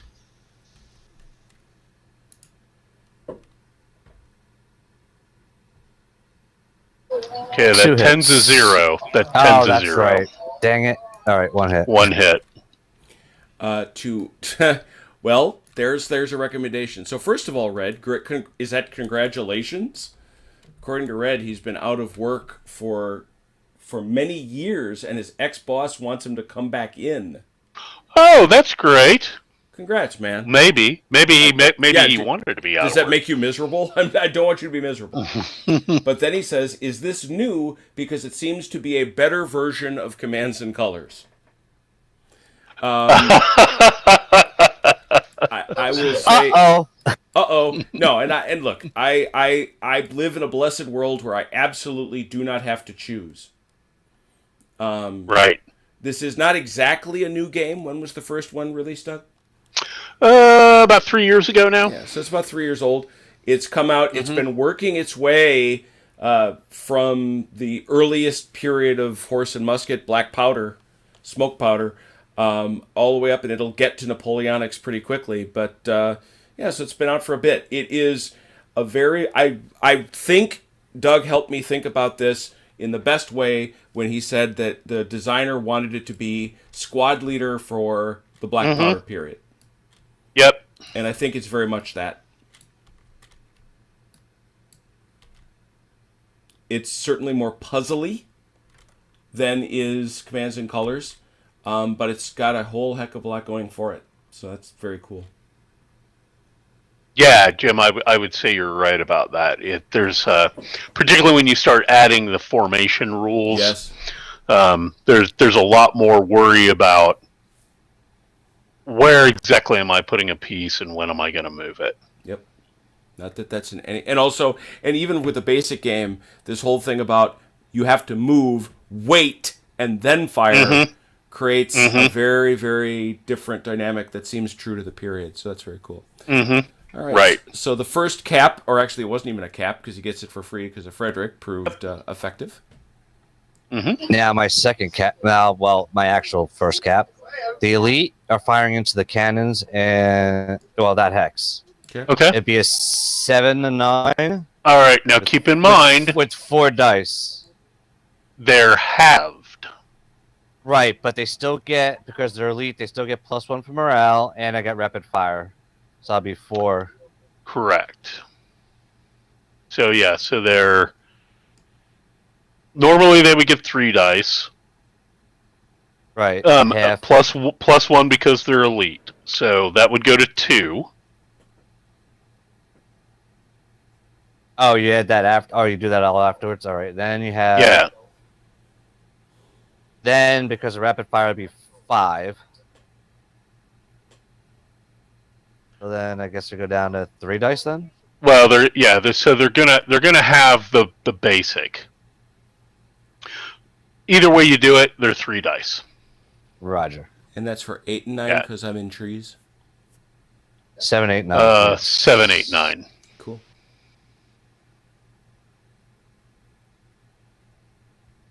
Nothing. Oh, come on. Now the dice is not going my way.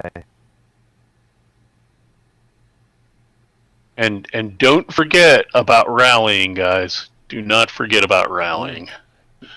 Oh, sure I'm not. Very, very, very, very important to do. As it is now, the problem is you can't rally if you're adjacent to the enemy. So now you start getting into the problem of how do I actually extricate? Even with the leader in the correct. Yep. Okay. Why do you think I'm getting? Yeah, why do you think I'm driving dragoons through trees? Yep. I know. That is not their natural habitat. No, definitely not.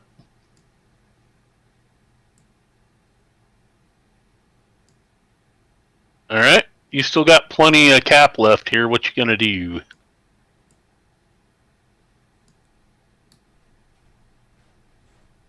Well, for the other cap, I just moved over the hussars. Okay. Sneaky beggars.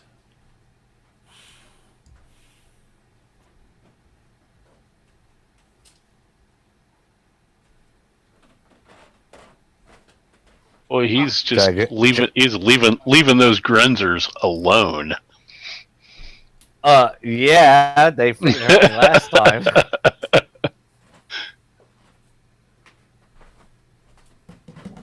Boy, I'm getting down looking at those guys. They have an attitude problem just looking at the little figures.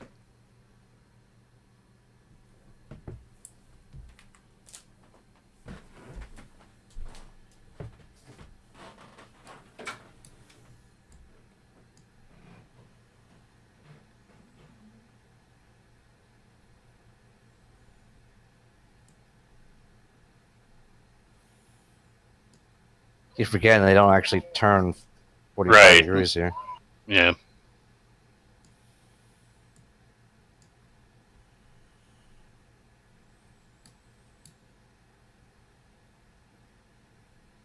All right. Russian artillery versus that hex up here on the hill. Okay. Hits on a 9, basically, but because the infantry up there is in column, they get that back, so it's an 8-9. 1 die. Not today, however. Yep, there's no leader up there, so.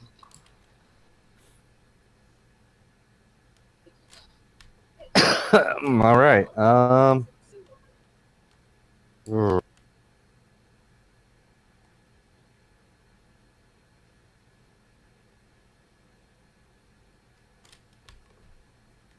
Got to give Jim credit. He's using his artillery in a decidedly Prussian fashion. You mean pull it up and shoot the guy? Yeah. That's not Austrian artillery doctrine. Very much, though, what the Prussians used to do.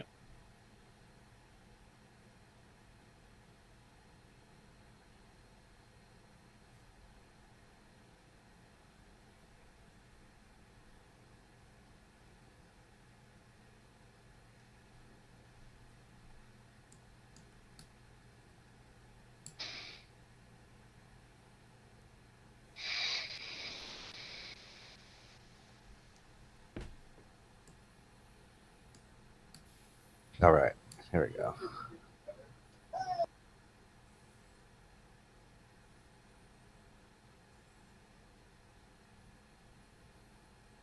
Okay, so you can't really make that move. There you can do that, though.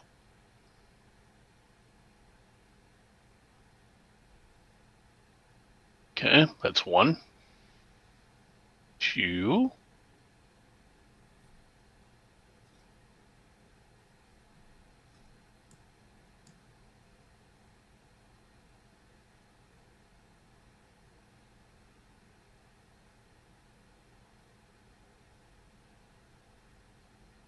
I stood there.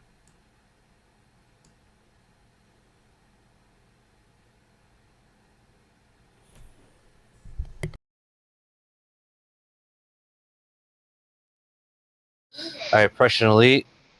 Okay. I'm gonna fire at the Austrians. This hex here. All right. Range 2. I think that's 3 dice because is rapid fire only one range 1, right? Correct. Range 1. So yeah, so they get to fire. They're at range 2. They fire 1 die, hit on a 9. Normally, because of the woods, you'd be at a -1, but since it's a 9 and 9's always hit, you roll 1 die and hope for the best. But today is not that day. My die rolls are failing me.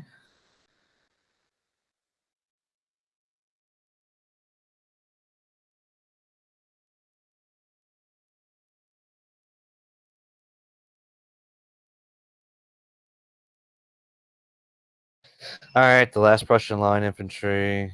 Ooh, I like that town though.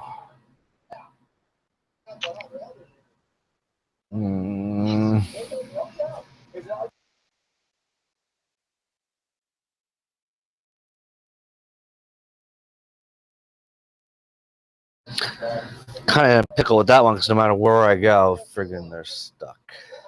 I get shot at. All right, so they're shooting out of the town at this hex. Okay. All right, so they're halved. So normally they would roll. They would roll 3 dice, but they're halved. And they're not elites, so they don't get the extra die. Nope. They would get the extra die for rapid fire. So they went to 2 dice and then got 1 back, so they're at 3 dice.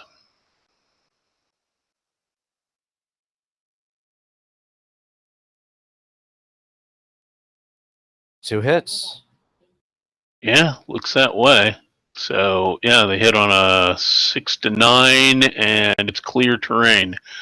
So Jim, the infantry will take 1.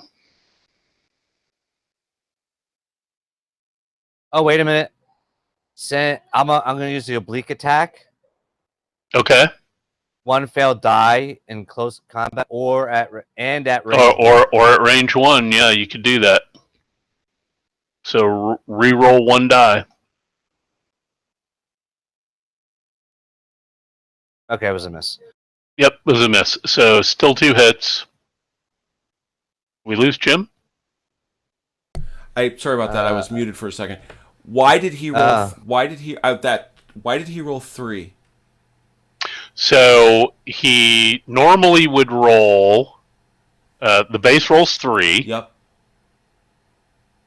But he's halved because 2. he's Right. below. So that goes down to 2. Right. Okay. Uh-huh. He doesn't get the +1 die for morale. Actually, you know what? He shouldn't have got rapid fire That's either. what I thought. That was my concern. Yeah, because that's also at morale at 4 MP. You have to be at 4 MP for rapid fire. So yeah, it would have just been. It's just 2. I'll re-roll that. Yeah, so re-roll that. Re-rolled and 1 hit. And it's only fair that he be allowed to re-roll the oblique. Right. So you get a 1 re-roll. Okay, so No, 1 hit. did nothing. Okay, that'll come off the infantry, Jim. Okay. I knew there was a rule, but what is the rule on that? It's whoever has The rule- morale. Yeah, it's whoever has the most morale takes the first hit, Cool. and then you alternate. Got it.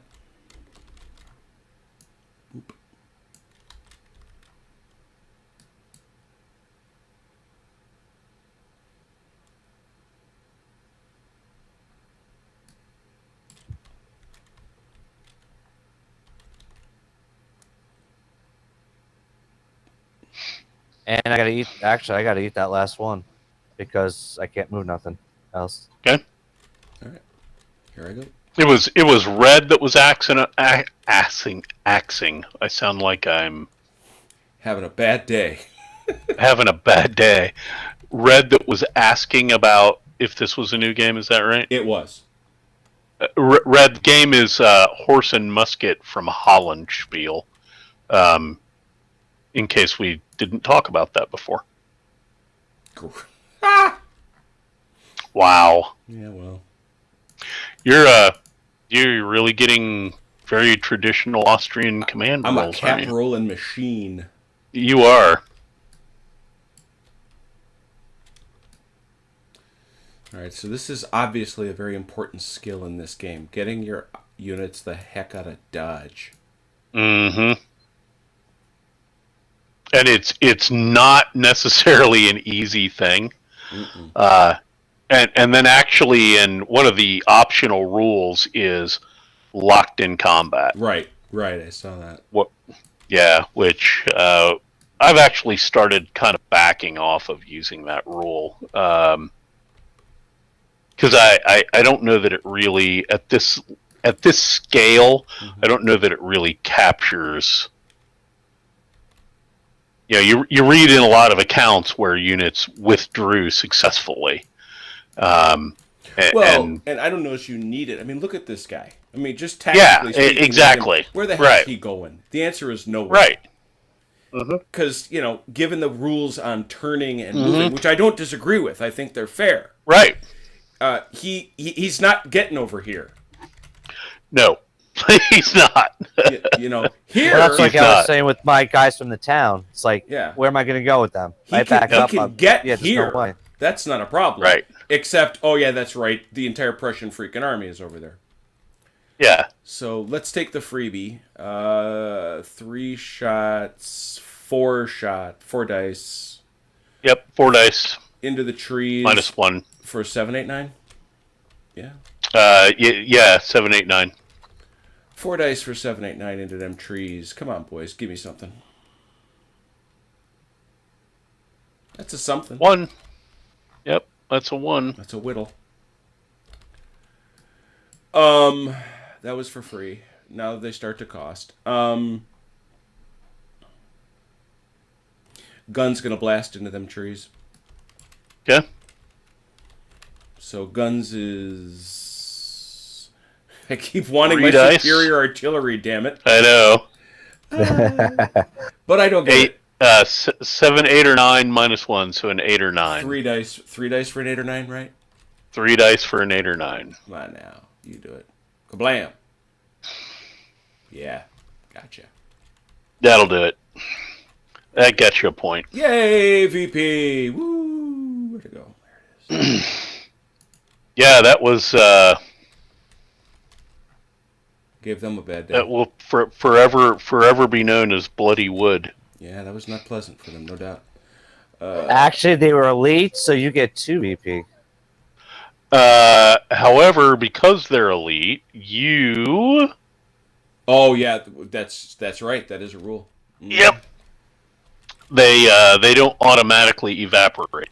Where's your banner? Where's your banner, dude? There it is. On a 1, you roll really? 1 dice 6. On a 1 to 2, the unit remains in place. I hate this rule. Nope.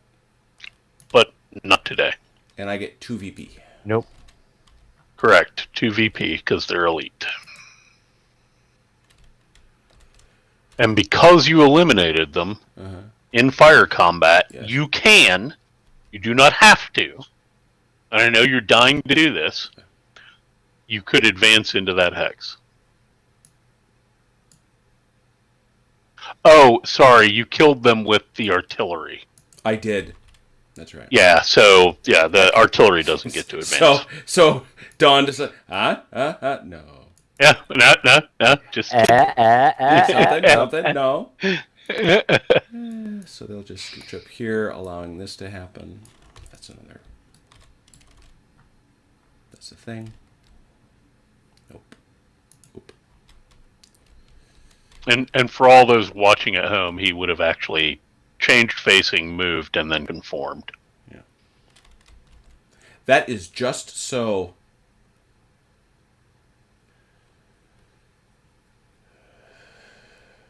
Four dice for 7, 8, 9 into the city, right?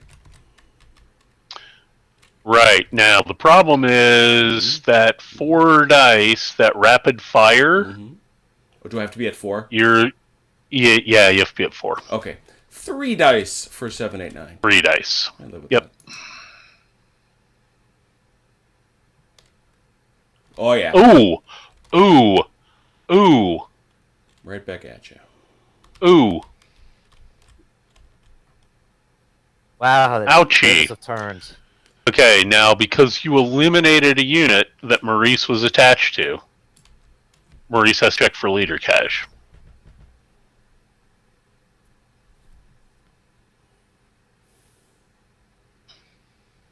And he survives. You must now move him to the closest friendly unit. Yeah, come here, hang out with us. Probably not that one. It's very likely these cavalry over here. Yeah. Yep. Yeah. Hi, how you doing? How you doing? Nice, Jim. Not for me, but nice. That's a Roger.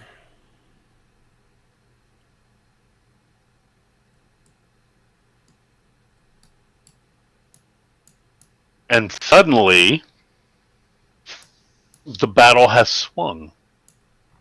Yes. Very quickly. If you're going to move that artillery, that costs you. Yep.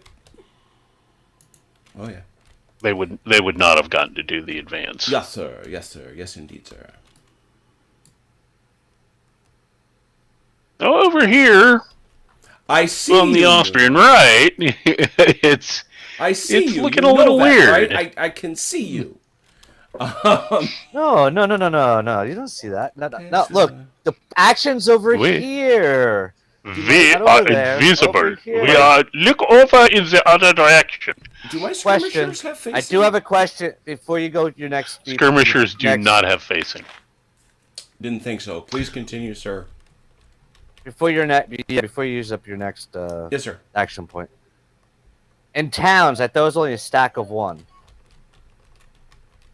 You are correct. Ah. Oh. Ooh. Yep, you are absolutely correct. Well done.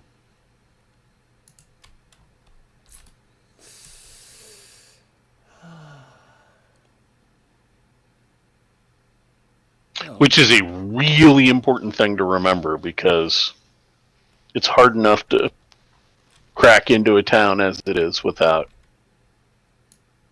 Yeah, exactly. Very good.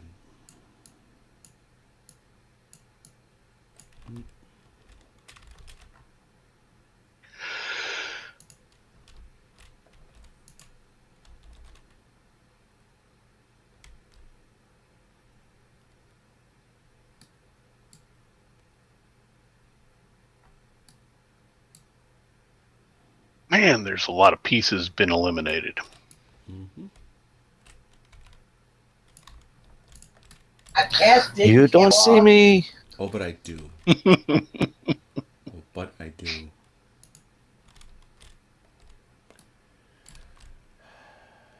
But I do. A unit that is rallied must not have moved. Correct. So that's done. Right. Well, that leaves me with my OCD is firing. There we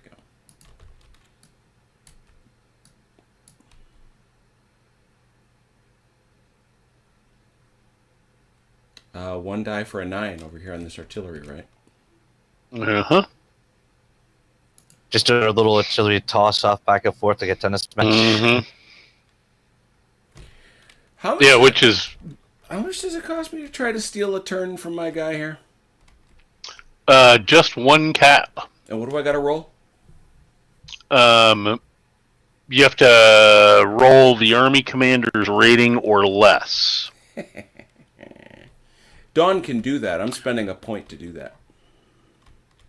Okay, so where that works, the way that works is you have to save the cap first. Oh, okay. Well, I couldn't have done that. And then at the beginning of his turn, you say, I'm going to try and steal initiative, and you do the check. But the only way I can save is if Dawn parks himself and doesn't do nothing. Right. All right. So correct. That was a nice idea. He's got all that staff work to do. Sure. All right. In that case, we'll just take this 1d10 for a 9 over there. Good-oak. Why not? It's been a good turn for us. Yeah. Not that time, though. Turn 5. This ain't going to 12 turns, I'll tell you that. No, it ain't.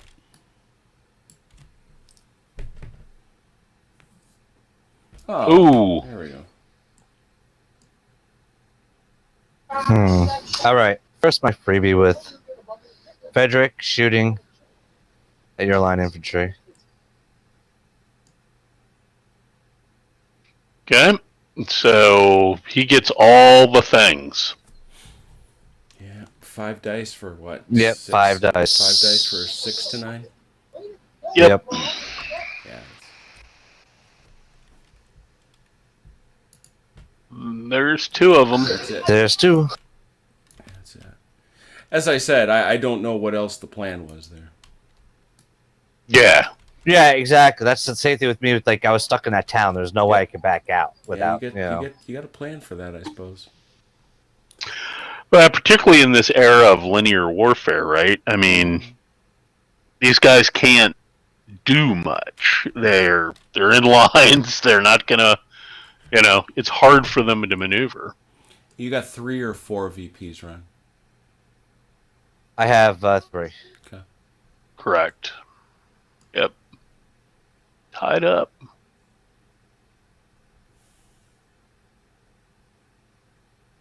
Yep.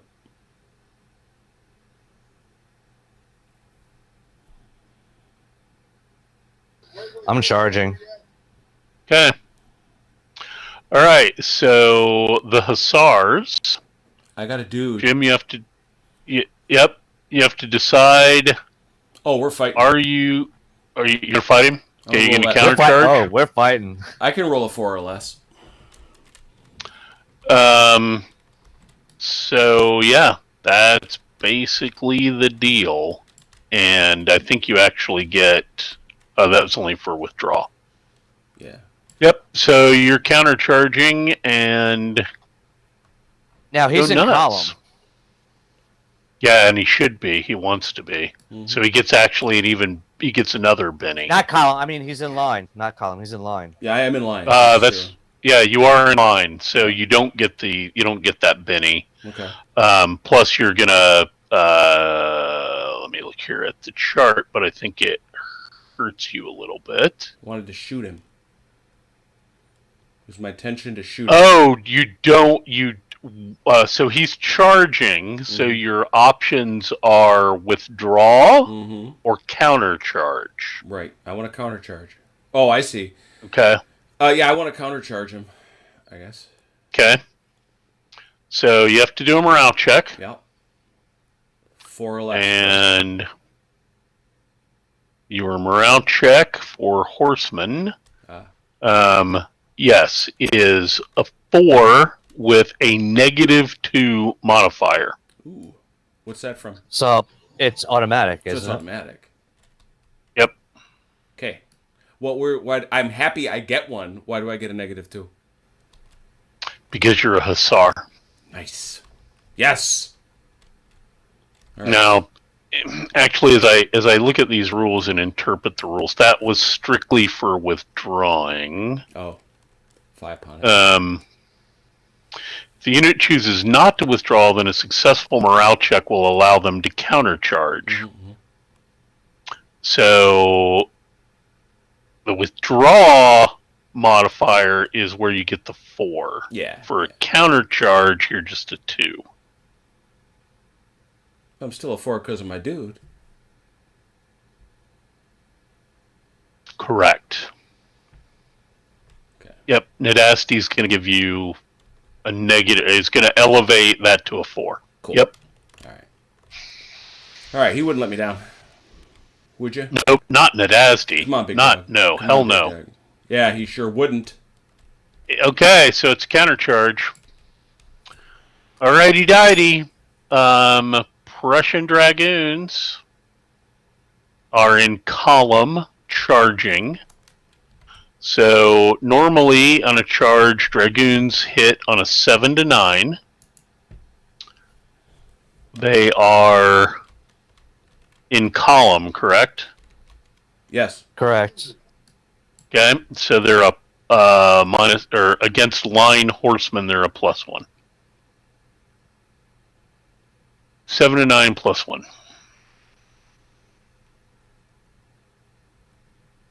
Three dice.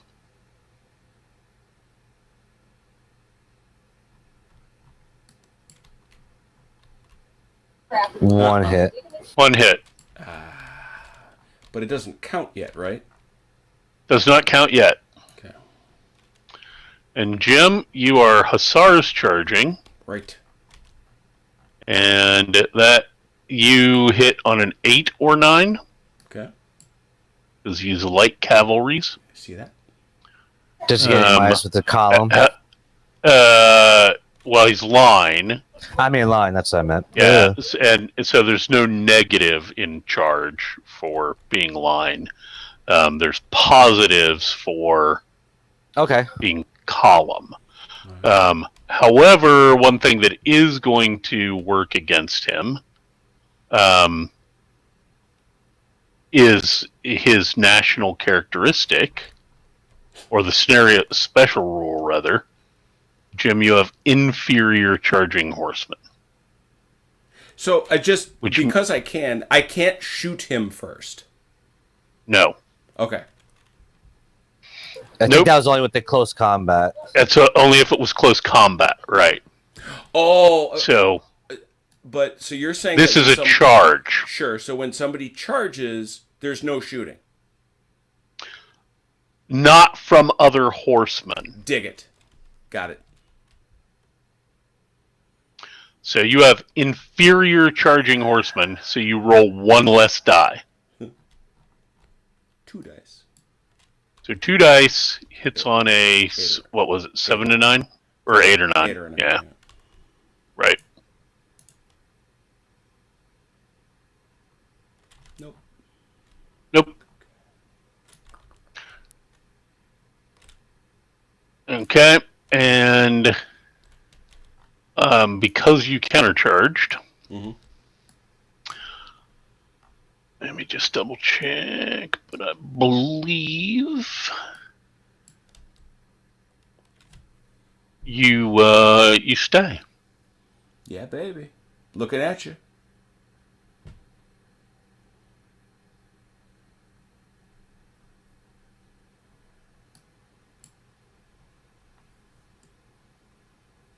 Yep, because we had a counter charge, so you didn't get knocked backwards.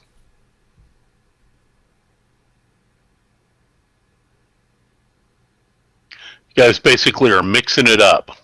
Right. Yeah, we are.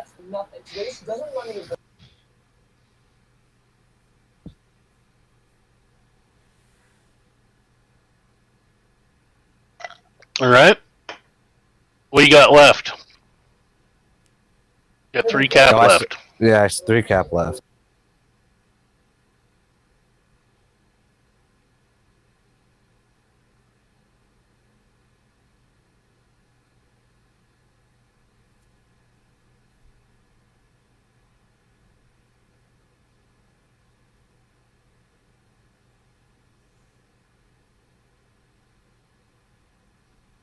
All right. Let me do the artillery fire with the pressure artillery into the town. Okay, so that's a range 2.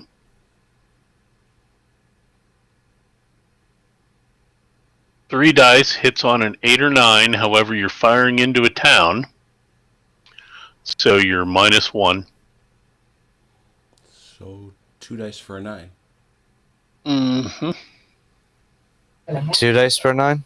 3 dice. He's Okay. he's 3. Yeah, he's 3 dice. Hits on an 8 or 9, but he's -1 to the die roll. Nothing. Ah, so close.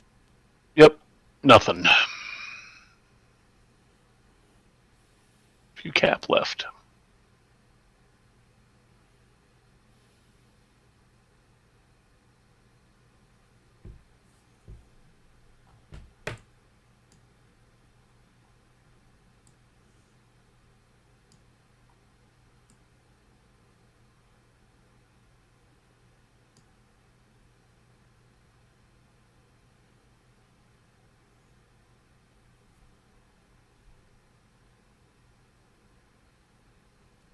I've been watching you fiddle with those guys. I knew you were going to try and do that.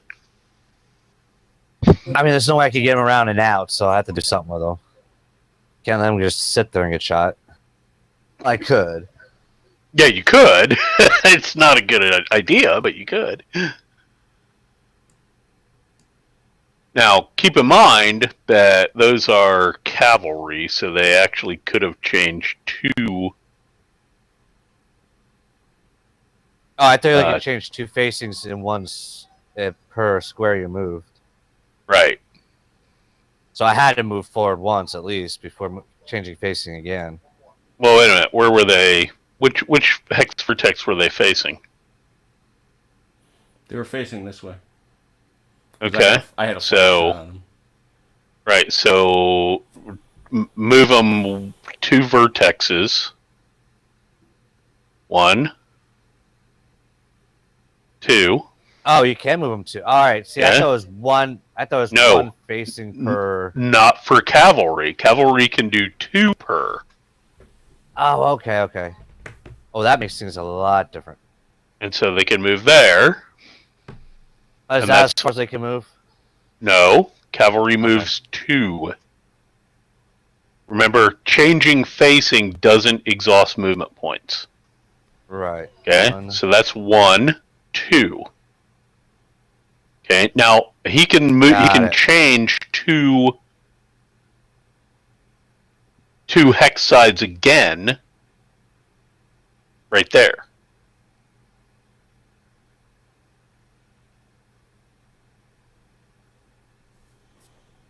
There you go. See, cavalry's a lot more maneuver. Horsemen are a lot easier to extricate. Yes, they are than infantry are. Right. Which I at some point.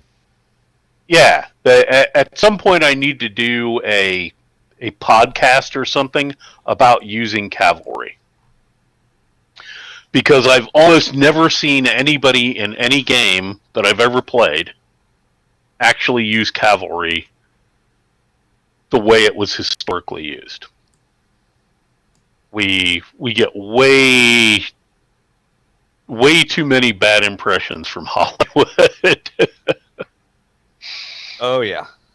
You definitely want to use the maneuverability of the horse. Okay, my elites are gonna try to shoot your gunny gun. Okay. So it ain't gonna be great for them. I know it's probably a 9. It is. It's On a literally one. a 9. Yeah, it's 1 die. They hit on a 9. Nope.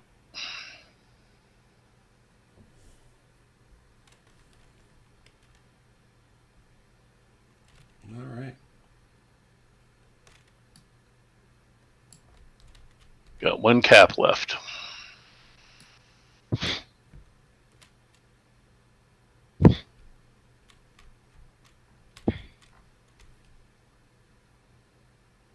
One hex side.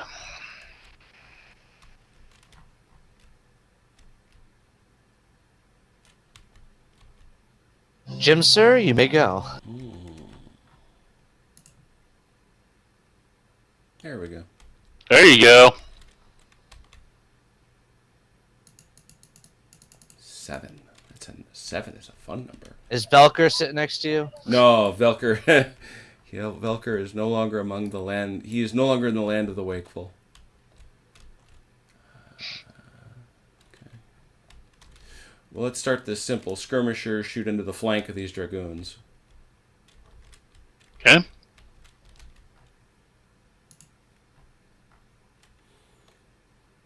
And I got my bonus for my skirmishers now. Look out.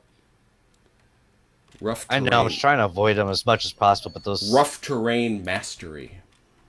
Yep.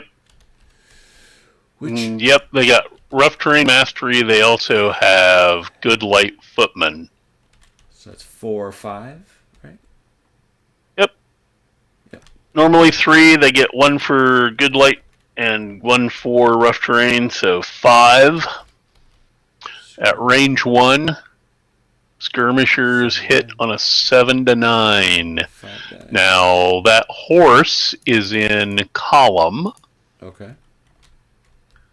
So Doug's magic chart says footmen firing against column horsemen are up +1. And what about being dragoons? Do I get withdraw? Is that it? Yes, you would get the option to withdraw before fire combat.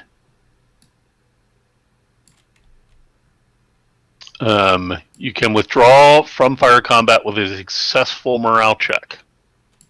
She's got to roll a 2. Correct. Let me check. Yeah. Yep. You don't get all the bennies. Gotta roll 2. Oh no. Nope. Five dice for 6 through 9. Mm-hmm.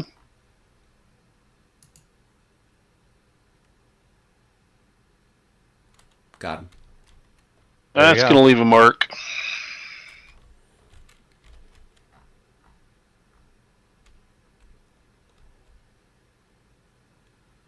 Running out of places to stack deadens. That was one of my points. Pew pew. I'm going to rally back this Hussar for a point. Okay. Where'd I put him?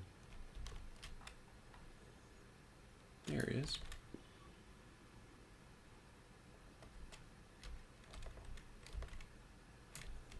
See, you feel all better now.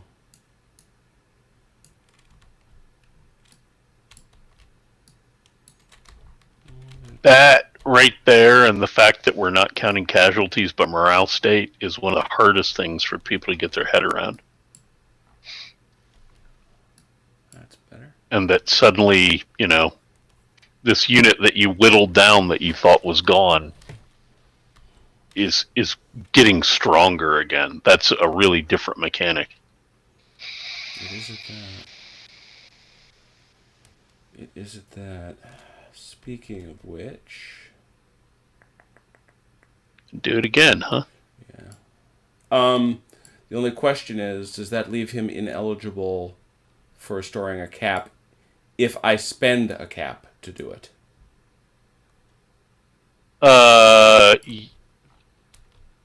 Yes, it leaves him ineligible if he does anything at all. If he rallies a unit or participates in combat or does anything, he is no longer eligible to store a cap.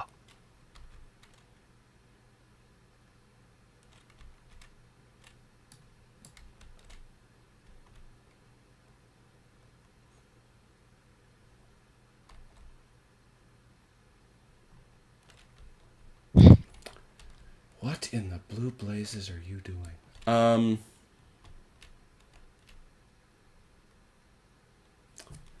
This artillery is going to shoot at those lads in column over here. Okay. So... Yes, 1 die for an 8 or 9. Am I right? Oh, I believe that is the case. So, yeah, your artillery range... Were you range 2 or range 3? It should be range 2. 1, 2, 3. Yeah, You're range 3. 3, yeah. Yeah, you're a 3. So it's 1 die, 8 or 9. However, you're firing at horsemen in column. Oh, that's even better. Artillery firing at column horsemen is a +1. So 7, 8, or 9. Mm-hmm.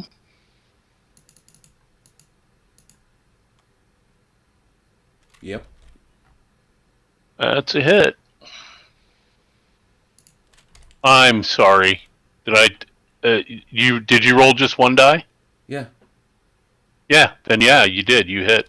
Okay. Yeah. Yep, you hit. So he's off to the no-zip sorting bin.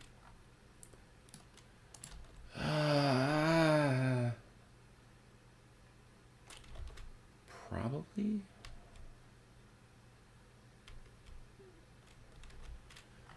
Yeah, this one here. Austrian artillery on those elite infantry. Okay, that's a range of 2, so that's 3 dice. Okay. Hitting on a 8 or 9. And they are in line formation, so no bennies.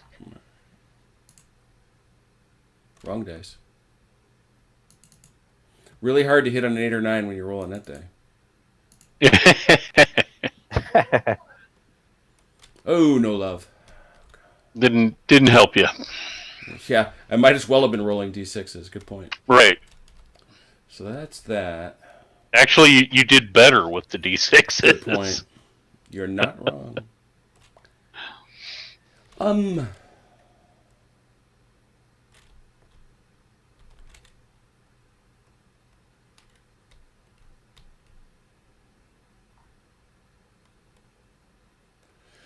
So, while in the space, do I have to maintain facing? For stacks? So tell me what you're trying to do. I'm debating facing the dragoons the other way. But staying in the hex? Yeah. Like I said, the decision we made was that you have to conform facing. Mm-hmm. But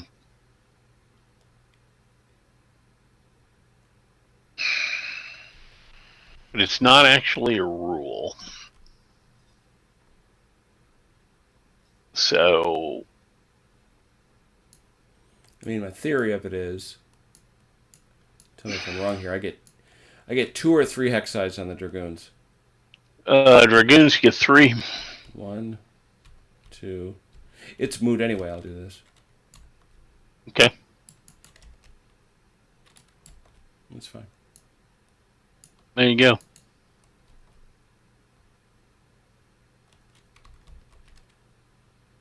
Yeah. That burns another cap, taking me to 2.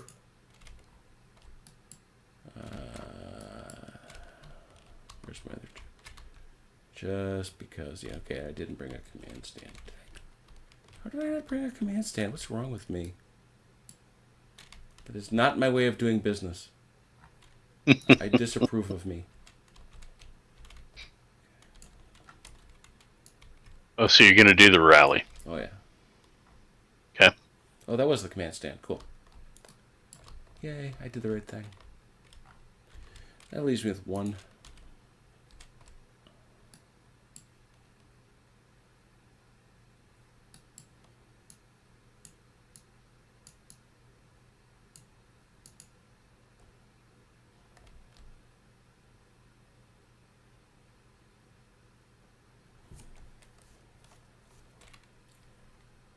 Good enough.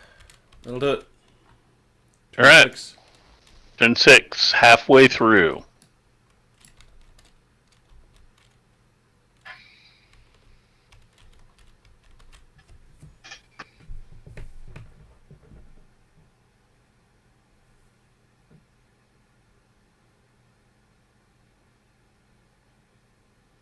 All right, run. I'm thinking.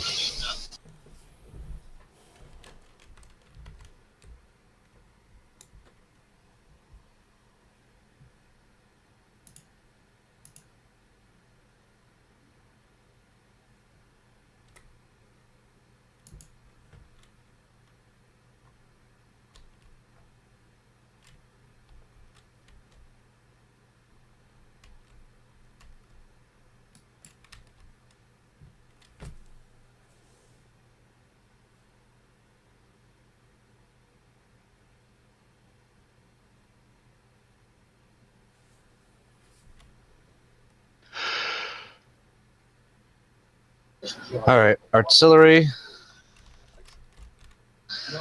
It's got the Austrian hussars. All right, so you're firing across their flank.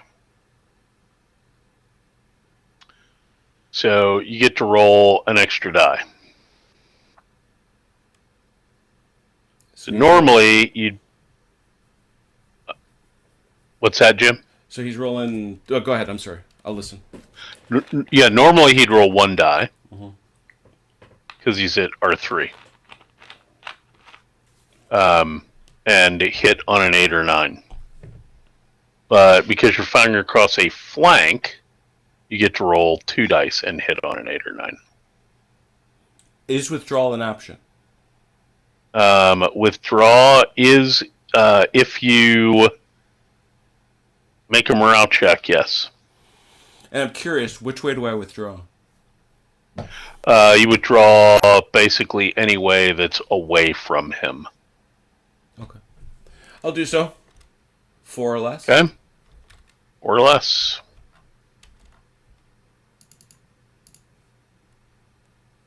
Yep. You do it. I mean, the preferential is probably that. That would be so. Actually, you could do right here. And do I maintain facing? But you maintain facing in formation. Okay. Okay. No shooting me. I see that. So, however, you still can shoot. Yep. You most certainly can shoot still.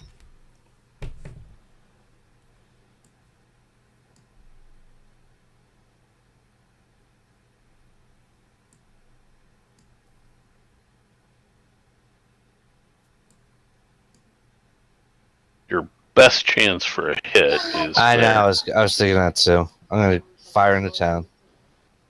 All right, so it's 3 dice.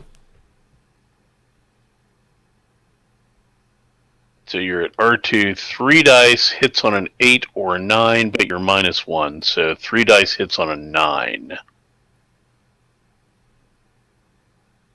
And those guys are in line, right? Nice. And I got one. 1-9. There you go. Got one. There it is. I'll do it. This cavalry will rally. Okay.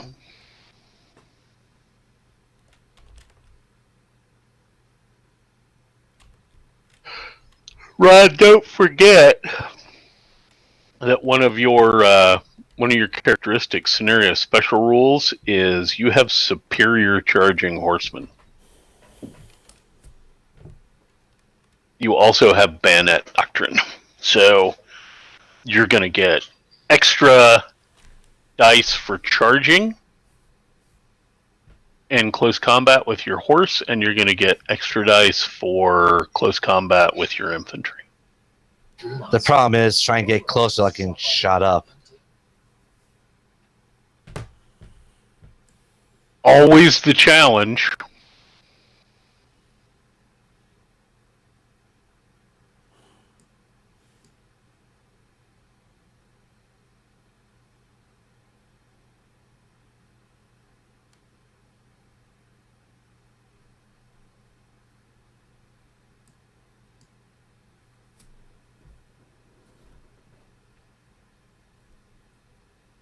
He only can make it facing, right? Or can he move?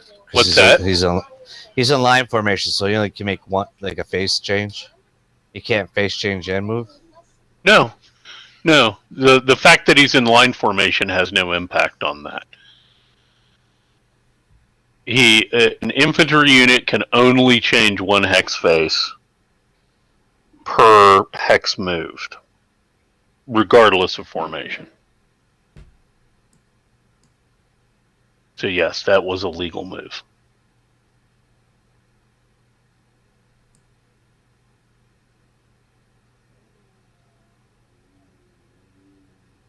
What?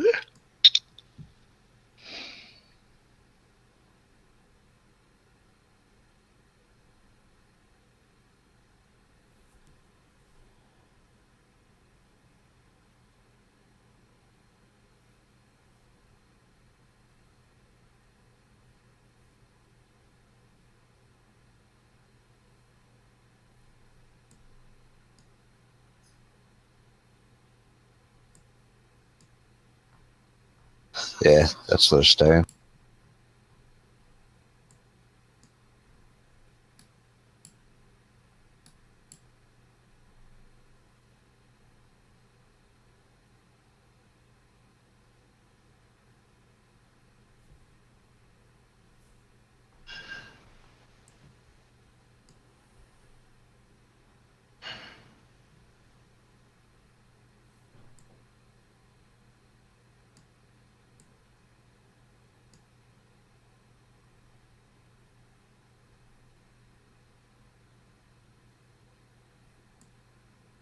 Hello.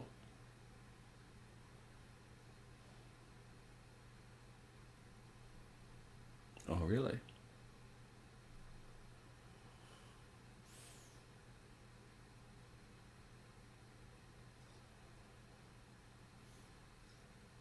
Hello there. You don't see me. Oh, but I do.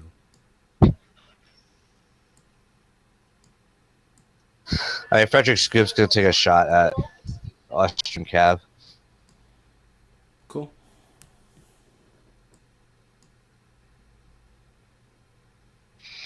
Gotta get a All right. 9. It's range 2. Yeah, 1 die at a 9. Yep. Nope. And in this case, a 3. All right. That's all the dudes, yeah? Yeah, that's all my dudes. All right. Here we go. You're up. Hey! Oh ho! Wow. Another 7. Another 7. Cannon shoots. 3 dice. Yep. -1. So artilleries are at range 1, 7 and 9, so I need 3 dice for 8 or 9. Correct. Come on, superior guns. Nope. Nope. Infantry shoots. I suppose I should demerit myself here. Boop. That I get bonuses now. That's 5 dice. Yes, you do. That's 5 dice for 7, 8, 9, unless I'm missing my gas. Should be 3 dice or 4 dice rather. Do I not get my? So you normally get 3 dice. Yeah. Oh yeah, you get rough terrain Mastery. I forgot about that. Yeah. So it's 5 dice. Yep, forgot about rough terrain mastery. Yep. Okay, so 5 dice for 7, 8, 9. Yep, and you're both in line, so nothing, no pennies there. We're blaming at each other. Man, it would have been nice to get one from that gun. Anyway. There's one. But there was a 5. Yeah, there's no leader in there. No leader. Now, keep in mind that one of the things the Austrians have as a national characteristic is your cavalry has guns. Right. So, those dragoons are dragoons. Right. They can shoot.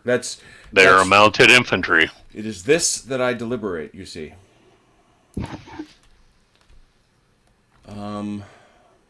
No, they can charge too.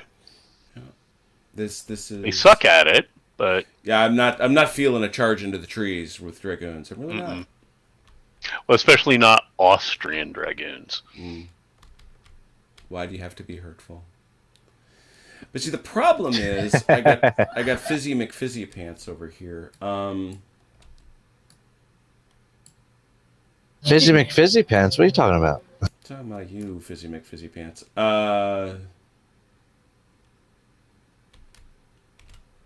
These are dragoons, yeah. So 1, 2. Are you moving them backwards? Am I? I thought I was facing them the right way. Yes. Yeah, you moved them. They were backwards.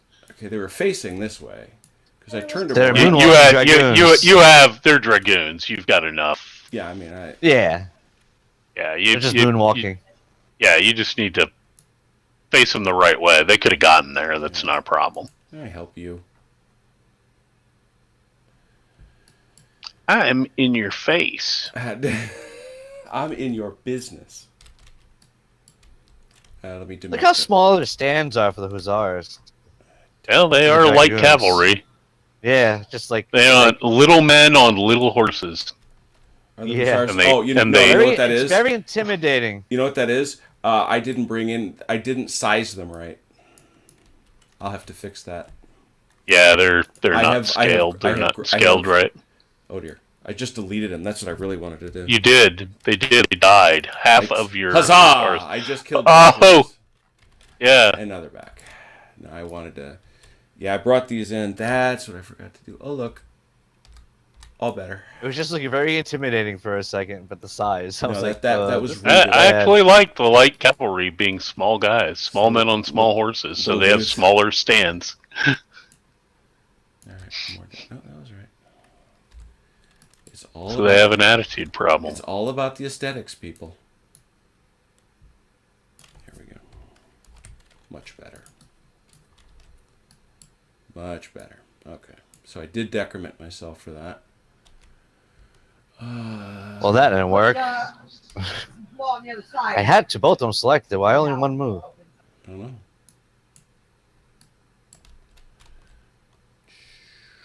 These are hussars who can also spin 3 in place.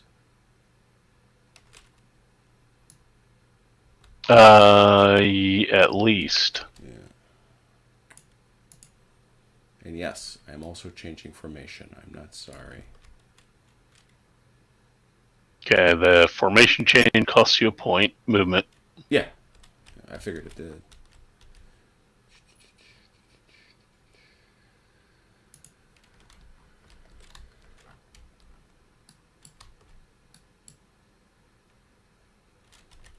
As a matter of fact, though.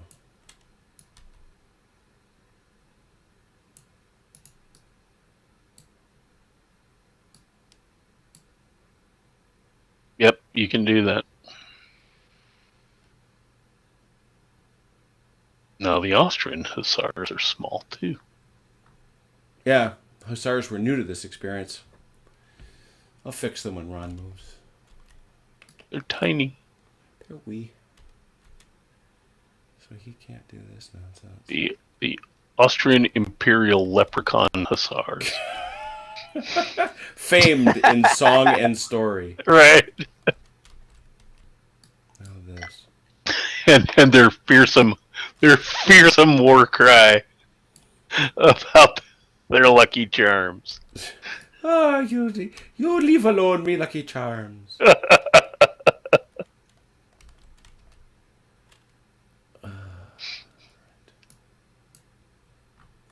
Yeah, here it is again. Jeez Louise. A good challenge.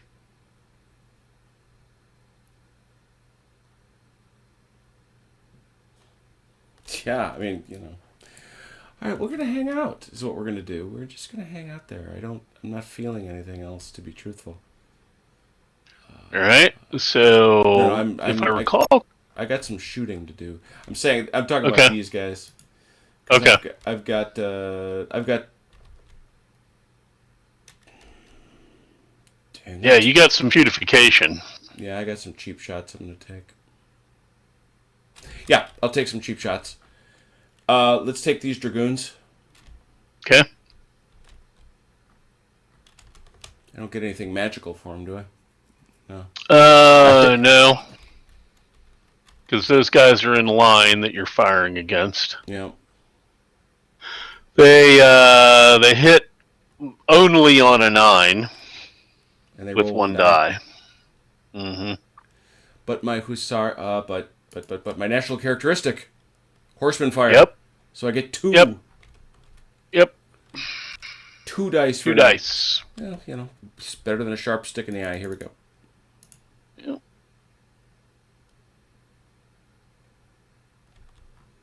Nope. Not today. That's weird. Oh, I re-roll. I reset the table. That's why.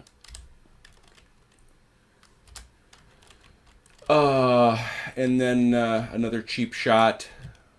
1 die for 8 or 9 because he's in column. It'd be a +1. Yeah. Not +1 die, just +1. Right.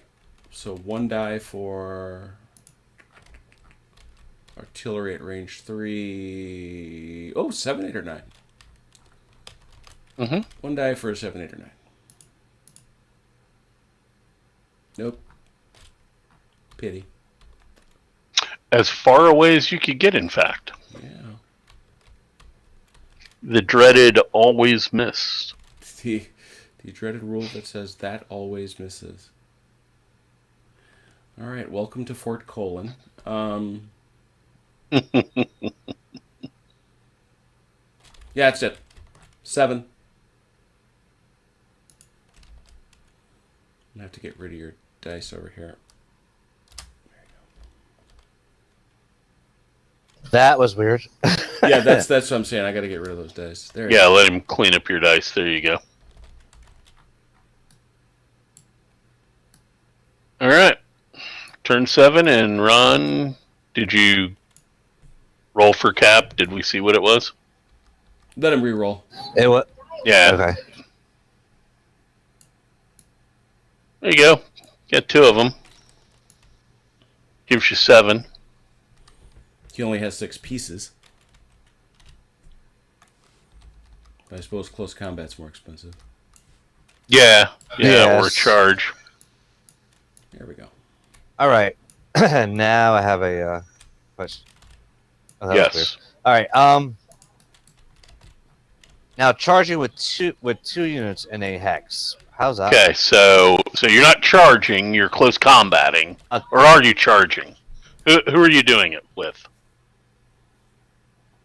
This Elite. Prussian elite infantry? Yeah, the elite. Alright, so they have to do a morale check. The Austrian line infantry will check morale first. If the Austrian infantry passes its morale check, the artillery does not have to do a morale check. It is assumed to stand. If the Austrian line infantry fails its morale check, then the artillery also has to do a morale check. If it passes its morale check, it will be able to do offensive or defensive fire.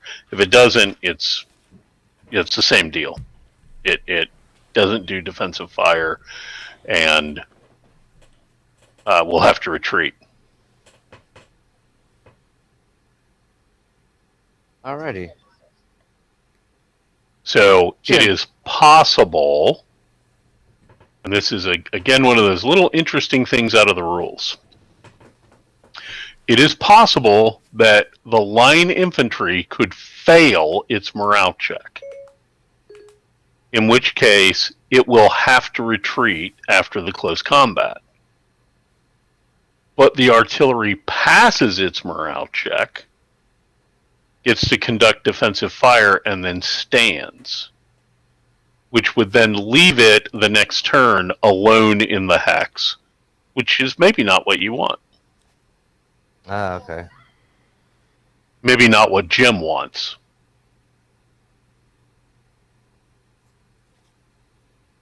So, are you going to do that? Yeah, I'm gonna do that. Okay. So, Jim, the first thing you got to do is the Austrian line infantry must make a morale check,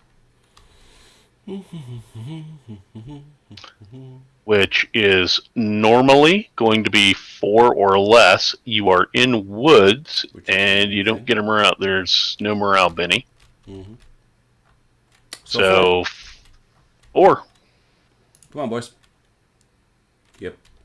Dang it! All right. You get shot in the face. Okay. So they stand, and the artillery does not have to check morale, and they're going to get defensive fire to start. So 3. both of them. Yeah. Yep. So 3 dice out of those guns. At range 1. Right. So therefore 6 to 9. But Correct. I get that extra die because I'm a rugged feller. So it's 4 dice. That only applies to infantry. Right. That's what I'm Or shooting. no, it says units. Oh, are you shooting the infantry first? Yeah, I figured. Okay. So Okay, so 4 dice. 6 so to they 9. they normally get 3 dice, Right. but they're going to get rapid fire Ooh. because there's 4 of them. Mhm. So that's 4. Mhm. Plus they're going to get rough terrain mastery, so that's 5 dice. Mhm. So they're rolling 5 dice. And how about the woods? Nope, doesn't Okay. matter All right. So because they're at range 1. 5 dice, 6 to 9. Correct. And wait, is he? Oh, he's in woods. Sorry. Yeah. Yeah. Sorry. I was thinking about you being in the woods. Yes, it is -1. So 5 dice, 7 to 9. Yeah. Wow. Ooh hoo hoo! Ho ho ho! Wow. That was bad. That was The bad. infantry chokes. All right. The artillery now gets to do defensive fire. 3 dice. 3 dice. 4 dice per the rough. And Does that count for artillery? says Yeah, because it says units. It is all units. Yep. Rough terrain mastery Okay. is units roll. Now let me just look at something Wow, here. Austrians are nasty. Well, they're tougher in this period than they're gonna be later on. Let me just look at something here. SSR rules.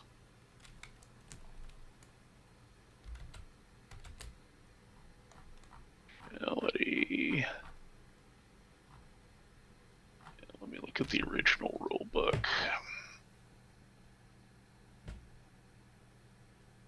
Yep, it says units. Yep, so it's units. Okay. I'm not Shooting in your sure. face.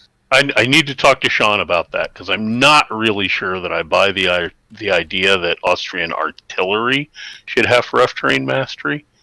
I would. Or frankly, despite my circumstances, Oh, I we can tend go to with it for agree. now. yeah. I also think it shouldn't be line infantry, to be honest. I agree. I was about to say that. I would only apply that to light dudes. footmen. Be these Yeah, Gensers. it should apply to light footmen, but nothing else. Yeah, I would agree with Which you. is how I actually have always played it up until the last time when we actually read it and it said units. So 3, 4 dice for 4 dice. 4 dice for 7 to 9. But he's in the woods, so 8 or 9. But he's in the woods, so 8 or 9.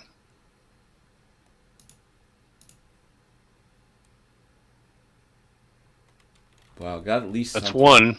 One hit. One. Right, that'll help.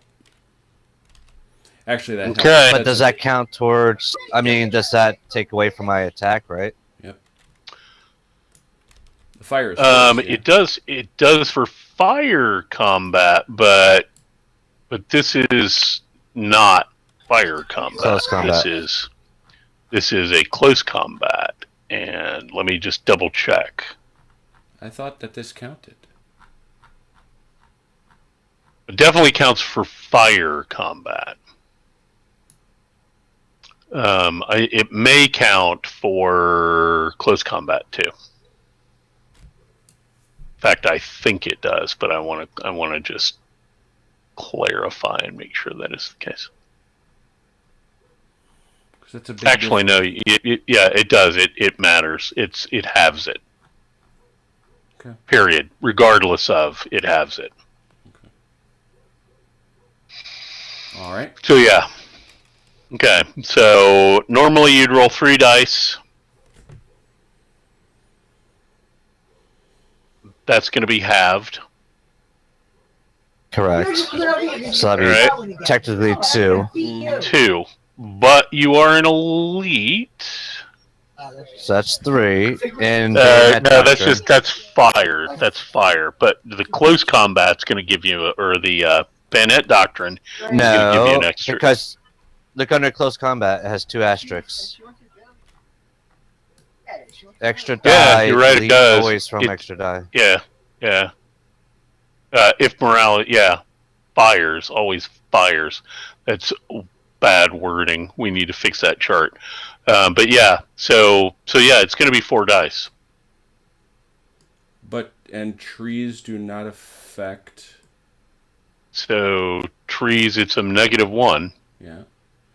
So 4 dice minus 1. 7, 8. Now, the other thing that may happen here that may have an effect is you're in line. So line infantry versus line infantry is a -1. So you're -2. 4 dice -2. So 4 dice for 8 or 9. Ouch. So it's 8 or 9, huh? Mm-hmm. Yep. Or...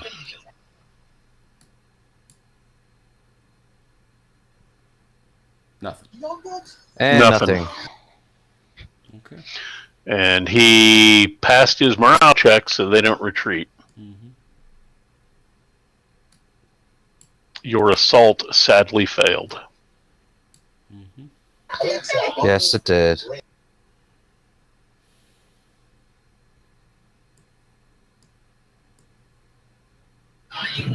Alright. Of course, guys back here, well, I guess I can't charge. I guess it'd be close combat, huh? Right, they can do close combat. Do you have, how many cap do you have left? Oh, a lot. 5. This attack cost you 2, you know that, right? Right, that's why I'm down to 5. Yeah, he had 7. Yep. Okay. So yeah, so you get, if you want to do close combat, you spend 2 here.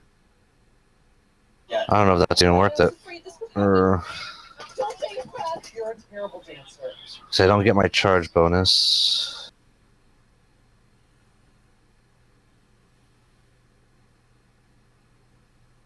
Yeah, your hussars are going to hit in close combat on an 8 or a 9. Yeah, you know what? I'll go Hussars versus Hussars. Okay. All right, so Jim, in this particular case, because it's close combat, it's morale check time, and if they pass the morale check, they get to do defensive fire. Interesting. Only because you have the horseman fire characteristic. I see. Well, we get a 4, right? Any other modifiers? No, you only get a 2. I got my dude. He's got a leader. Sorry. Yeah, I forgot you got your dude. Yep. So you got a 4. You told me I got to look up this. You made me want to look up this guy. You do. No, you did. And I was actually looking at these guys as yours. All right, here we go. So yeah, so 4 or less, and Oh yeah. Oh yeah. Oh yeah. Of course. We'll shoot you. You have not got the morale yet. So now they don't actually do much. No. But it's worth it. It's a 1 die hits on a 9. Wow. That's hysterical. That's interesting. So usually, there it is. 1 die hits on a 9. Yeah. Show enough. But I get 2 dice. Because Am Hussar. You get 2 dice because you've got that fire. Characteristic, horseman fire. So you get 2 dice. 2 dice to get and that. And now you're in column, right? That was my intention. Yeah. Okay, so you're column horseman, and he's column. He is. Correct. That is a +2. Ooh, so 2 dice for 7 to 9. Mm-hmm. Oh, that's even worse. Ooh. There's 1. I would like to take them both, but I can't. Okay. All right, so now you do your close combat. Your hussars are normally rolling 3 dice, hitting on an 8 or a 9, but they're halved, so they're rolling 2 dice, hitting on an 8 or a 9. But you have superior charging horsemen, so you're back to 3 dice. You are also column horseman versus column horseman, so there's no Benny for that. All right, here we go. 3 dice, 8 or 9. Got 1. Yeah, I got 1. It's not an unreasonable trade. Until he punches me back. Yep.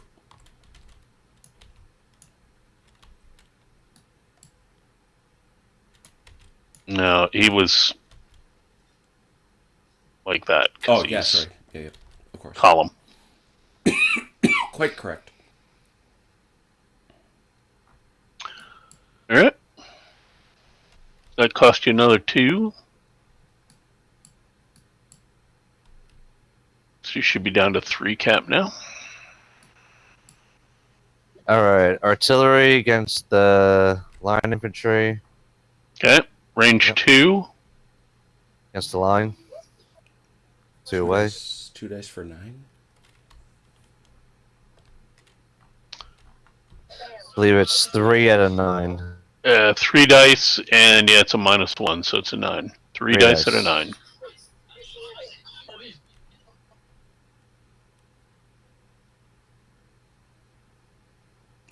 Nope.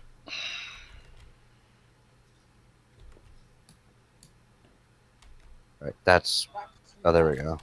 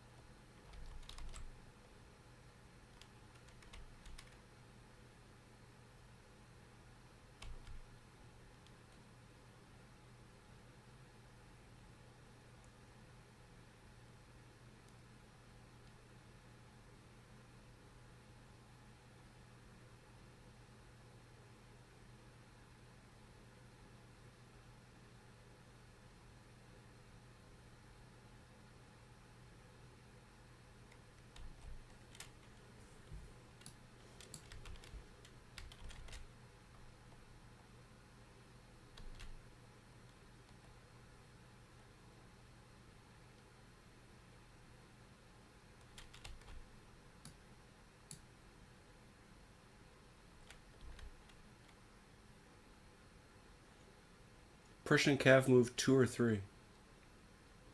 Cav moved 2. Yeah. So yeah, he's moved 1 extra. Yeah.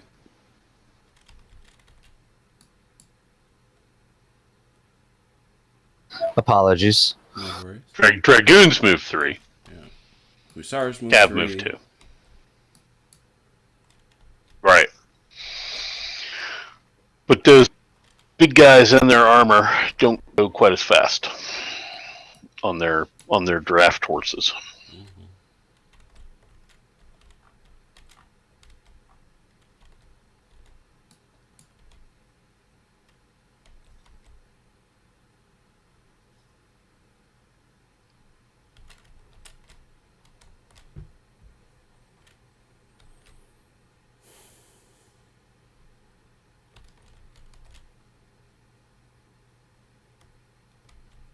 Jim, sir, you may go.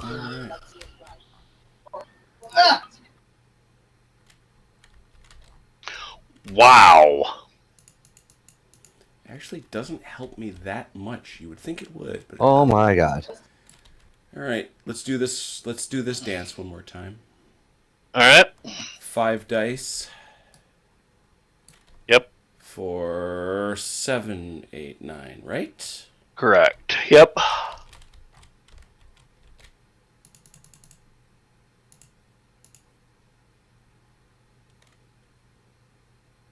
There it is. Yep. And that got you 2. Roll to leave. Well, let's see what Oh, the he's one got to is. see if they live. Yeah. Yeah, The you elite, got to though. see. I thought the elite. Yeah. The Yeah, the elite Well, 1 one or dice. 2, Nope. and they didn't. And that's game. Yep. Whew. That took Jim Yep. to 6. Took Jim to 6 victory points. I will tell everybody watching this, I've played, as everybody knows who watches this, I've played hundreds and hundreds of hours of Commands and Colors Napoleonics. This is not Commands and Colors Napoleonics. Whew. This is I want this game to be bigger. I don't apologize. Tell Sean I want it to be. Yes. It needs to be epic. And that's literally just writing the scenarios to be that way. But I'm talking about also playing on a 22 by 13. You can theoretically do that. Yeah. Yeah. You know, I want to see it. I mean, I want to see it. I want to feel it because this has so much going on. Right. This has so much great thinky stuff. Now, and it may be so much of this is this knife fight in a phone booth. Mm-hmm. You know, I definitely respect the fact that that is going on here. I mean, you know, I parked my cavalry over here because I absolutely had no interest in advancing. Right? Right. I got you know, Mm-hmm. and so, like hell, I'm going to charge into this town. Well, obviously, I'm not going to charge a town with this. But I'm also really not going to commit my cavalry if I don't have to. Right. But it is this thing about, and I did it for 2 turns, this creep up of 1 hex, 1 hex, 1 hex, just waiting. It doesn't feel sweeping. It feels much more puzzly. But there is the slow ballet of battle in this period that I think it depicts very well. I do. Yeah, and the rules are really designed to do that. And Go ahead, Ron.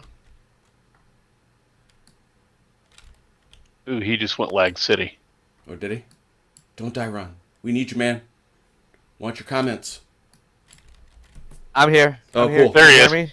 Can Yep. you hear me? Gotcha. Yep. Ah, there we are. All right. Yeah, you were I saying? was trying to get up right up in your face. It worked at first. Yeah, I tried to get up in his face. It worked at first. Yeah, I made the wildly But then imprudent my die rolls decision just to failed attack me. you. Yeah. I made the. Now, And then I was trying to get the victory to take out hopefully take out your hussars Mhm. because you had a leader with them, which would have gave me my 2 points to win. But both times I failed doing that, so I was trying to get that last bit. timing, and the more that you play this, the more this becomes obvious. The one thing this game really captures very well that sometimes you don't see in other systems is timing. That you only have so many cap, so you can only move so many units at a time, but attacking on a broad front, right? This game will allow you to feed units in piecemeal and get them chewed up. And you don't want to do that, right? So if you're gonna do a Prussian bayonet attack, you don't want to do it with one unit. You want to do it with 3 units, preferably with some cavalry on its flanks, if you can pull that off. Mm-hmm. Which, and the same applies to other nationalities. I'm just using the Prussians as an example because we're playing 7 Years' War. So you have to move units. It might take you 2 or 3 turns to set up an attack. And where it gets interestingly sweeping, Jim, is if you start to do that kind of stuff. Not so much in this game because the VP totals are relatively high at 5 and 6, but in games with slightly lower VP totals, you can actually cause the game. You can take game in a turn. Mm-hmm. You can do that much damage with an attack if things work out the right way, right? And then you get really interesting sort of dramatic things like, what happens if your defensive fire fails? What if you choke on your morale check? Sure. No, there's right? a lot here. It's a very, very different animal, though. They are played on the same size board, and they're both a sandbox for their eras. So, I'm sure that the inspiration is there, and how else do you create? So that's very, very cool. I want to show everybody something before we head out, because we're 3 hours in, and obviously all good children got to go to bed. But I wanted everybody to see this, right? Because this is a surprise for everybody watching. I hope I don't crash everybody's system. I'm actually also turning you into guinea pigs to see how this looks.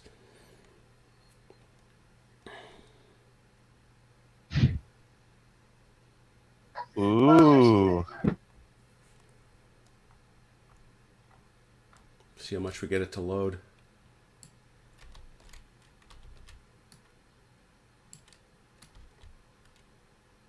Don't tell me I killed Doug. No, it's just taking a minute here. All right, cool. Here we go. It's coming. I got soldiers everywhere. I'm almost home. There we go.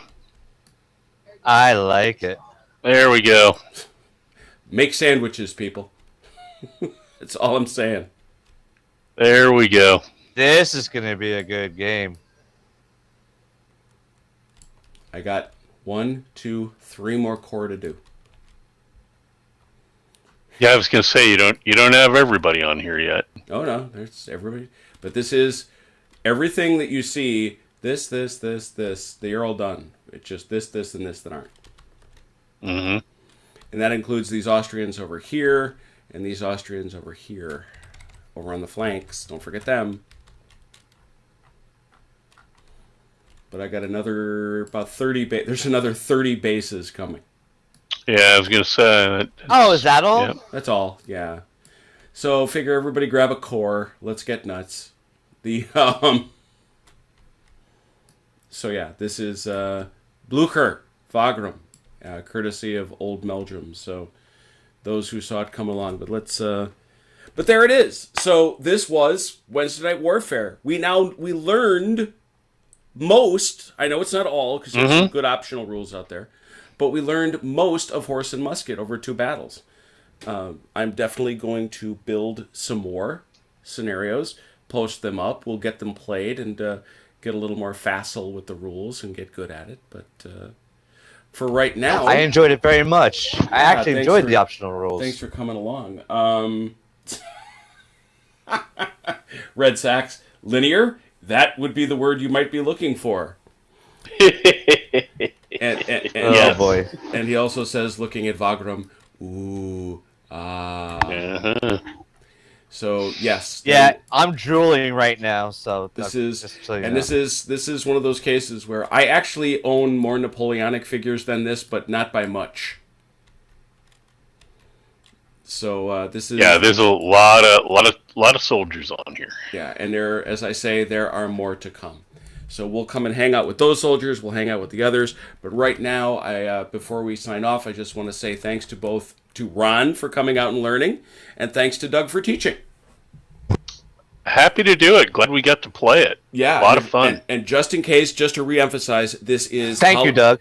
This is welcome, Ron. Hallenspiel, Horse and Musket. This scenario, Kolin, is from the third volume, and there are others to come. So please go to Hallenspiele, check it out. Well worth looking at, and now you know over the course of these two videos how it's played. So everybody, please, we'll be back for Saturday Night Fights on Saturday, playing heaven knows what, but it'll be something. Take care until then, please.